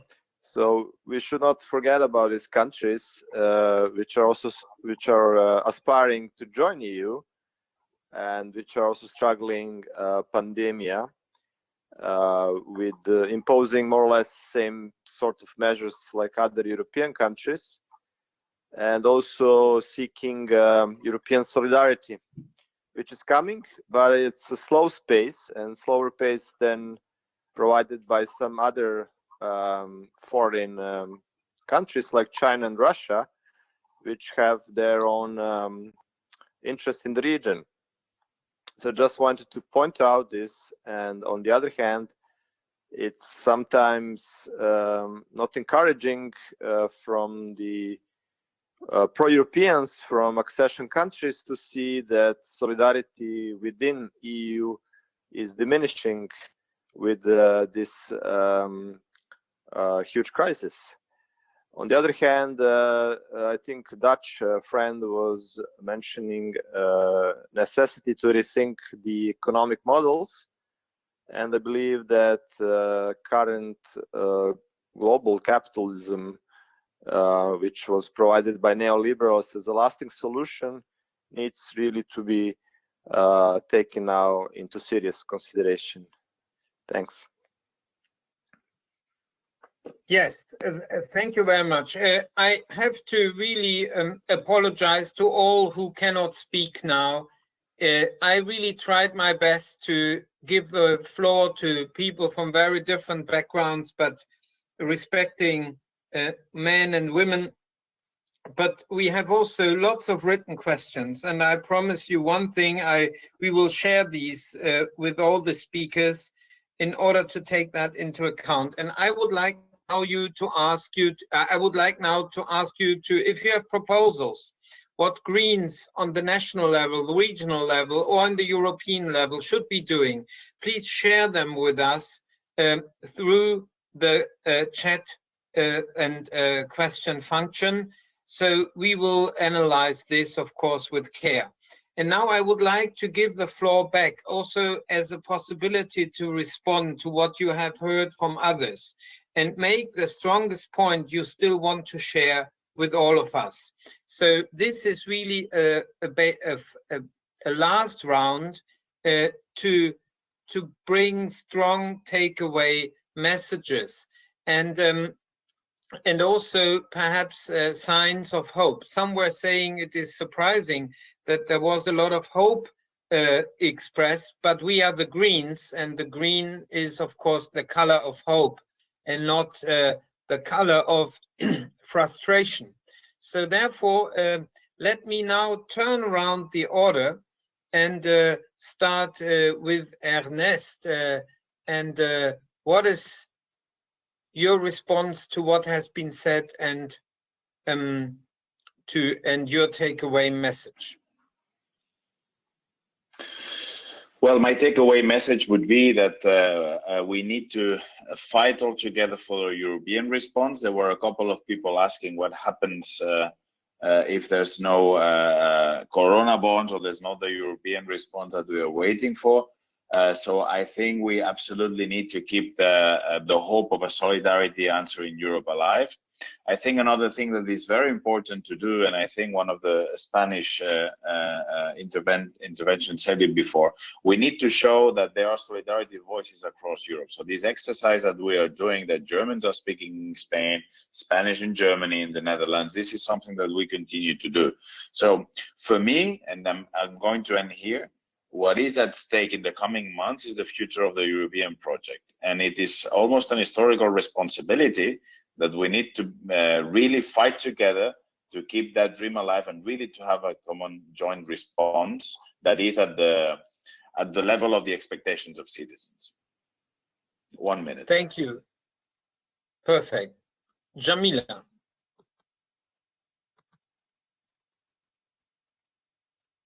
Try to make it very shortly. Can you hear me now? Yes.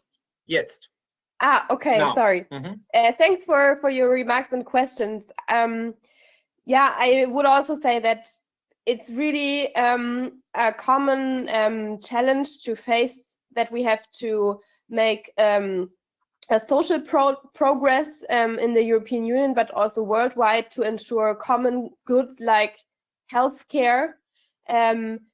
And I think we have to combine it also with a fight for liberal democracy and its values. And I think that we have to join our forces there to develop the world further after the crisis. And I think therefore it's very good to have like such a clear picture as Greens as on the advantages that cooperation, dialogue, and also solidarity brings in this situation. And I'm very looking forward also to discuss all those challenges with you, and also to tackle them on several different levels of politics. Thank you. Bas. Yes, thank you all. Well, maybe just to start off with, first on the Euro bonds, because I will end up with a more optimistic part, but I'm having difficulties in seeing a very quick resolvement on the Euro bonds issue.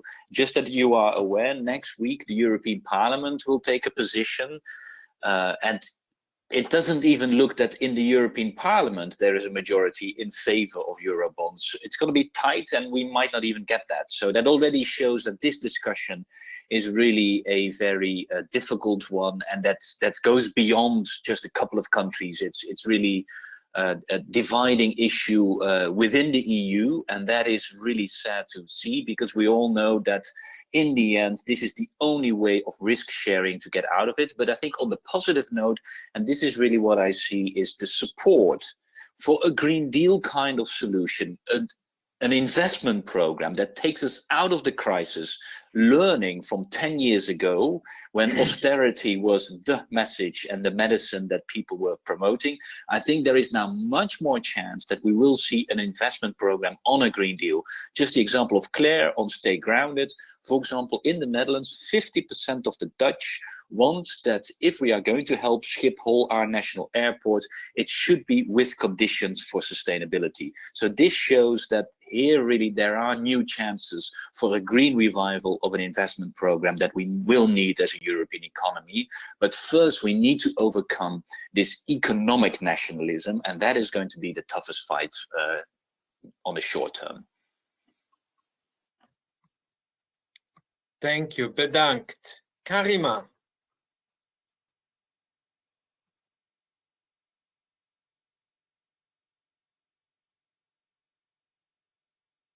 Maintenant. No. Yes, great. I would like to answer Claire. Transport is a climate by boys in the EU economy. The only sector to grant is emissions since 1990. So for your question is very clear for us.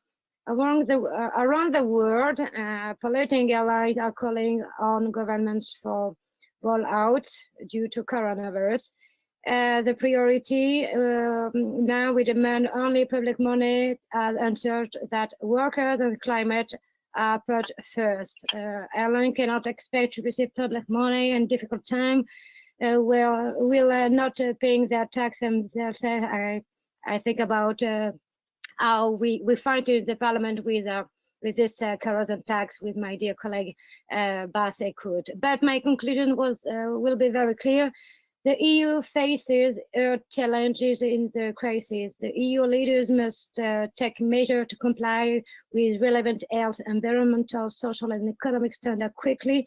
There is no time to waste. We need a strong European Union more than ever. If appropriate action are more implemented, the EU can be successful and lead a real transition. But if nothing is done, there is a major risk with this comes to populism. So when then have a major expectation, and I really hope our voice will echo to make the EU better. Thank you. Thank you. Ville. Yeah, I remember it was my turn this time. Yeah, I think there were some questions about the erosion of the European cooperation at the start of this crisis, but I would still like to say that there are positives in the last week's developments, and the medicines are now moving across the borders again better. There are green lanes for medicine, so more and more governments are, after the first reaction, realizing that they can't cope this alone, and this is something that we have to continue when it comes to addressing the actual crisis of corona. That means that we have to develop the vaccines together, and that we have to make sure that medicines and material goes across the borders, and this is getting all the time better, and this is one show of solidarity. So I think also when it comes to tests, corona tests, and also tests of people who've had corona, that's one big part of getting rid of the economic limits and the limits of border crossings that we have to have an exit strategy. And that's the next step, that we have to do it also European-wide, because if there is a second wave of corona and countries have different approaches, it may be that it will become worse and we can't control it. So we have to do that together as well. And one final point I want to say, as an environmentalist, we haven't spoken so much about biodiversity in this discussion tonight. So I would just like to say that we still have the UN goals for halting biodiversity loss by 2030. And there we have to have ambitious goals also addressing the kind of problems that pandemics arise from, that is wildlife animal markets, and we have taken away the natural area of biodiversity in a way which creates risks. So resilience is environmentalism. So obviously Green Deal and climate approach has to be at the core of our answer in the long term as well. Thank you. Thank you. Petra. Yes, thank you. Well, just in 1 minute, a few things. I am an optimist. If you listen to historians talking about the history of Europe, it's always because of crisis that the EU has become stronger in the end. So I think we will get out of this, and we will need to strengthen the EU competences in several domains. Of course, in crisis management, in public health crisis like this, I think the single market can play a role there, because then we have to collaborate and let products go from one state to the other. It will be important geopolitically if we want to be more self-sufficient in comparison to third countries. Now we need medicines from India, we need masks from China. I think we have to draw lessons from that, maybe even relocalize essential production. I know these plans are on the table. I think we have to have a look at that, but probably also go to a paradigm shift in how we are looking at the global economic system, trade, and so on that we're in. I think we have to draw that lesson in the first place from that crisis. And I can continue about climate change and biodiversity. Colleagues have already done it. Just ending that public health systems and a more social Europe can also help us to strengthen the Union and get us out of this crisis together in a stronger way. Bedankt. Claude, s'il te plaît. I see three major issues on the short term for Greens in government or Greens in powerhouses like the European Parliament. So first is what Ville mentioned. We need to show that Europe can deliver medicaments, health, so protective measures for the workers in the health system. So the pity was that the public procurement which European Commission promised has run late. And I think we have to push Rudi as a health minister, you in the Greens in the European Parliament. We need these success stories on public procurement in the health area now. Second issue is Corona bonds. So I think the Greens in Austria, in Finland, in Sweden, in Luxembourg who are in government, I think we have to push our governments to be proactive on these Corona bonds. And because without that, I really don't see how we can really get European solidarity, especially with Italy and Spain. And the third issue, we have started with Bas and some others and the Greens who are ministers of environment to coordinate on concretely how to influence the green agenda, the Green Deal agenda. And I think we have to continue to be well coordinated, and maybe a next webinar could even deepen this question more so that we are prepared and better prepared than last time after Lehman Brothers. Thank you, Silvia, for this event. Silvia. Ok, yeah. Qua, aspetta. Ecco. First of all, I would like to thank you, Sven, for this very unusual opportunity for such an exchange of minds. So very, very, very interesting. I hope it will not be the last time, but you will make other arrangements because it's really interesting. Secondly, the recovery phase, as I said before, will not be the problem of a couple of countries. I think that Europe itself is at stake in this situation, and the recovery phase will affect all countries. Therefore, it must be taken as a European challenge, not a national challenge for a couple of countries. If we fail, we will be in the hands of China or the United States. If the solidarity within Europe, as the Finn friend said, is not a question only of solidarity, but of good economy.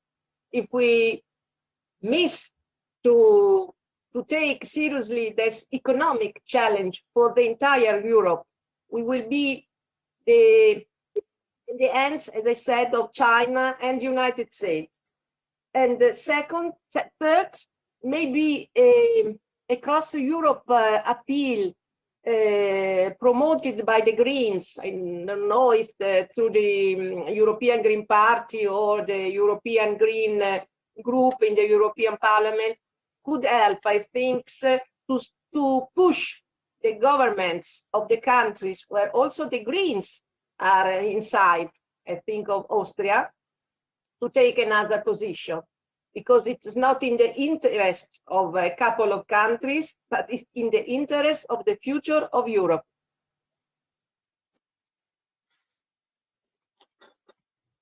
Thank you. Michael Bakas, Lesbos, Greece. Hello again. I think that under any crisis, a question is rising. Even we are talking about financial crisis, refugees issue, or corona crisis. Must we help anyone? Can we save everyone? You can make that question to your family. If I'll save my first or my second kid, not of course. I will save them all. So it's a moral but a political question too, and we are politicians, and we can't hide ourselves. It's a challenge for the European Union, and we need to give that hope back to the people that are disappointed by the EU.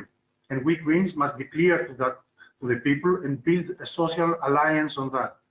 And the EU must follow that and show solidarity to all the countries, to everyone living on the continent, even they are rich or poor, younger or older, under social security or not, Greek or German, Christian or Muslim, refugee or permanent resident of the European Union. We must save them all, and we must leave no one behind, as the Green Campaign says, and I suggest you to follow that and sign that really good campaign that's run now. Thanks a lot, and I'll send my best wishes to all the friends around Europe. Thanks a lot. Thank you. Malgorzata, if you're not yet called to vote. Hello, no, you're we still start with at us. 10. Yes, I'm still, because I just received a message that we start at 10 p.m. But okay, about the response, I'm quite optimistic. I know it's a huge, horrible crisis, but I think that we as Greens, it's a chance for us, in fact, to come out with like a green vision of the world after the crisis. And we are the most pro-European politicians, pro-European parties, and also the only ones for whom the climate crisis and environment, biodiversity are priorities, like basic priorities in the political message, and they are the things we fight for years and years. So in the times, when we see that European Union, there's lack of the solidarity between member states, we as Greens should show this solidarity by a common statement, a common vision, the world after, when we show that also fighting climate crisis, it's a chance for green jobs, for the change of the economy, change of the life. And we should always remember also about these democratic issues, rule of law, and as we said, populism, that actually the common response, pro-European response, might be the way to overcome the populism and show that all the three values that we have, ecology, democracy, and solidarity, are equally important. Thank you. Dziękuję. Thank you. And Rudi, Anschober from Austria. See, are you still with us? Yes, I understand he's, of course, minister with a key responsibility. It is clear that 2 hours is a great investment. So, Molly, I give you the floor, please. Thank you very much, Sven. And it's been really lovely to see you all, although it's been quite a gloomy version of Eurovision that we've had tonight. But it's been lovely to be part of Europe again, so thank you for that. I see quite a lot of hope coming out of this crisis. I mean, as other people have said, we've had a complete re-evaluation of which people in our societies matter most, and who are really the key workers, and also what's the role of migrants and indeed refugees in our health system. And most of the people in our health system who've died so far, very sadly, actually have come to our country as migrants, and they're the people keeping the health service running. So this idea that migrants are somehow displacing you and putting pressure on the health service has been shown to be the lie that it always was.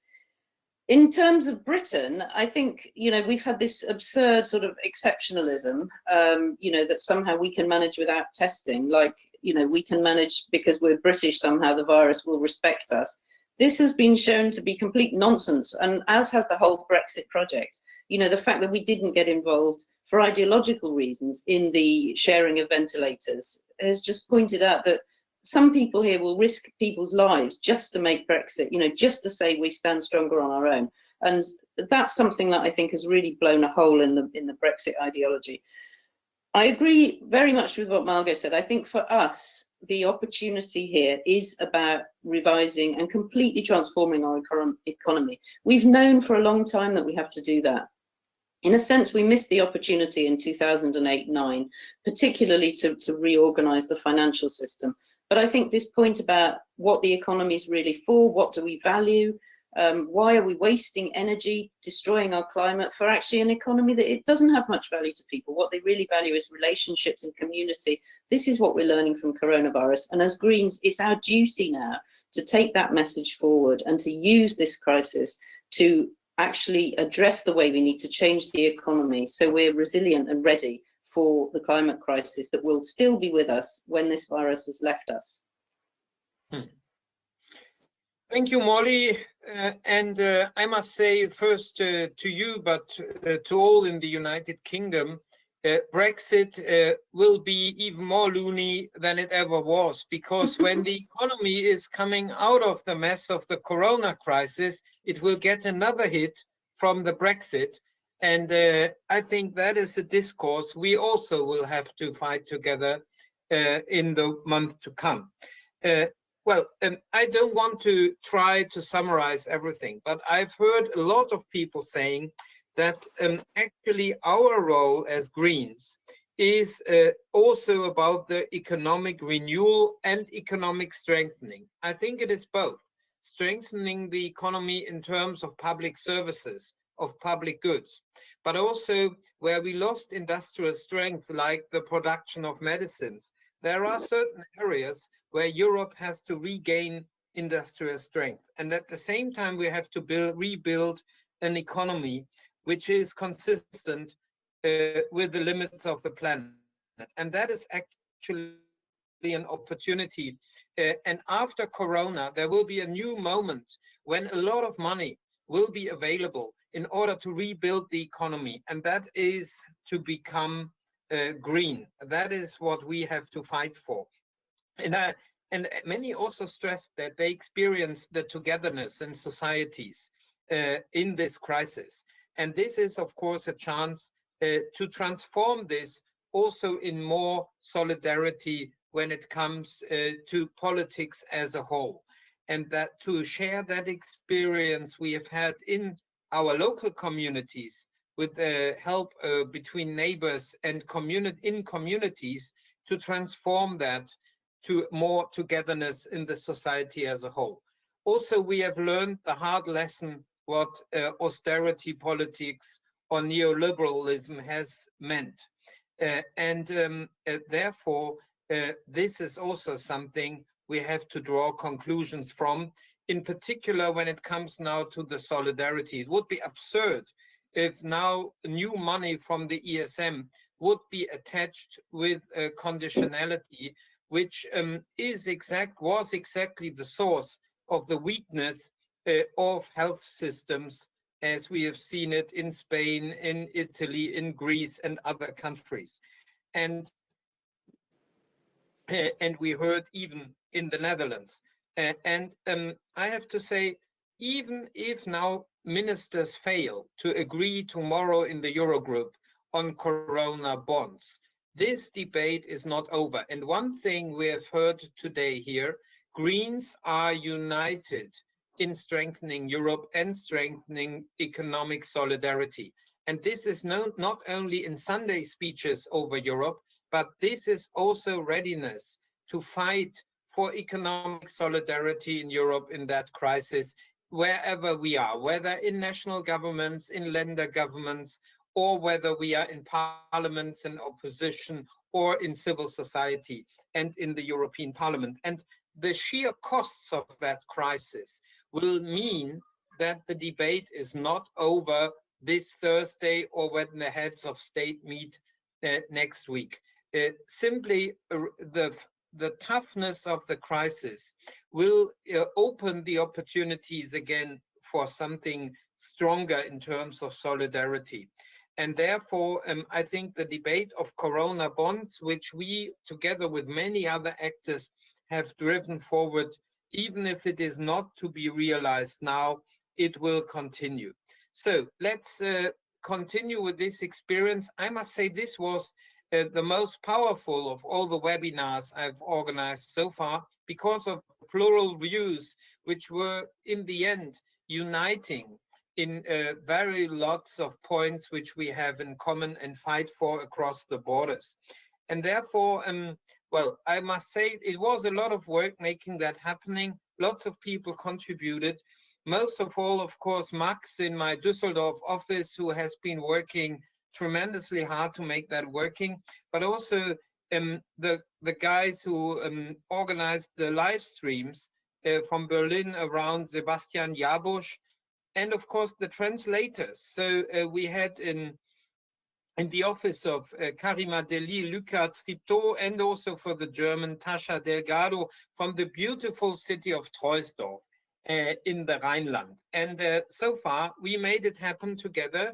I hope that the recording of that session will be watched often. You share it. I've seen a lot of activities on social media. Not everybody who wanted to speak could speak, but we will take your ideas, which you have shared with us, as questions or as chat messages. So enjoy the Easter time. I hope the coronavirus will soon be fought back, and then we use the opportunity for more Europe, for more climate protection, and a common answer to that crisis. We are in this together. We will only get out of it together. And let's make Europe stronger, more green, and more solidarity driven. Thank you very much. Bye-bye, and enjoy your Easter pause. Bye-bye.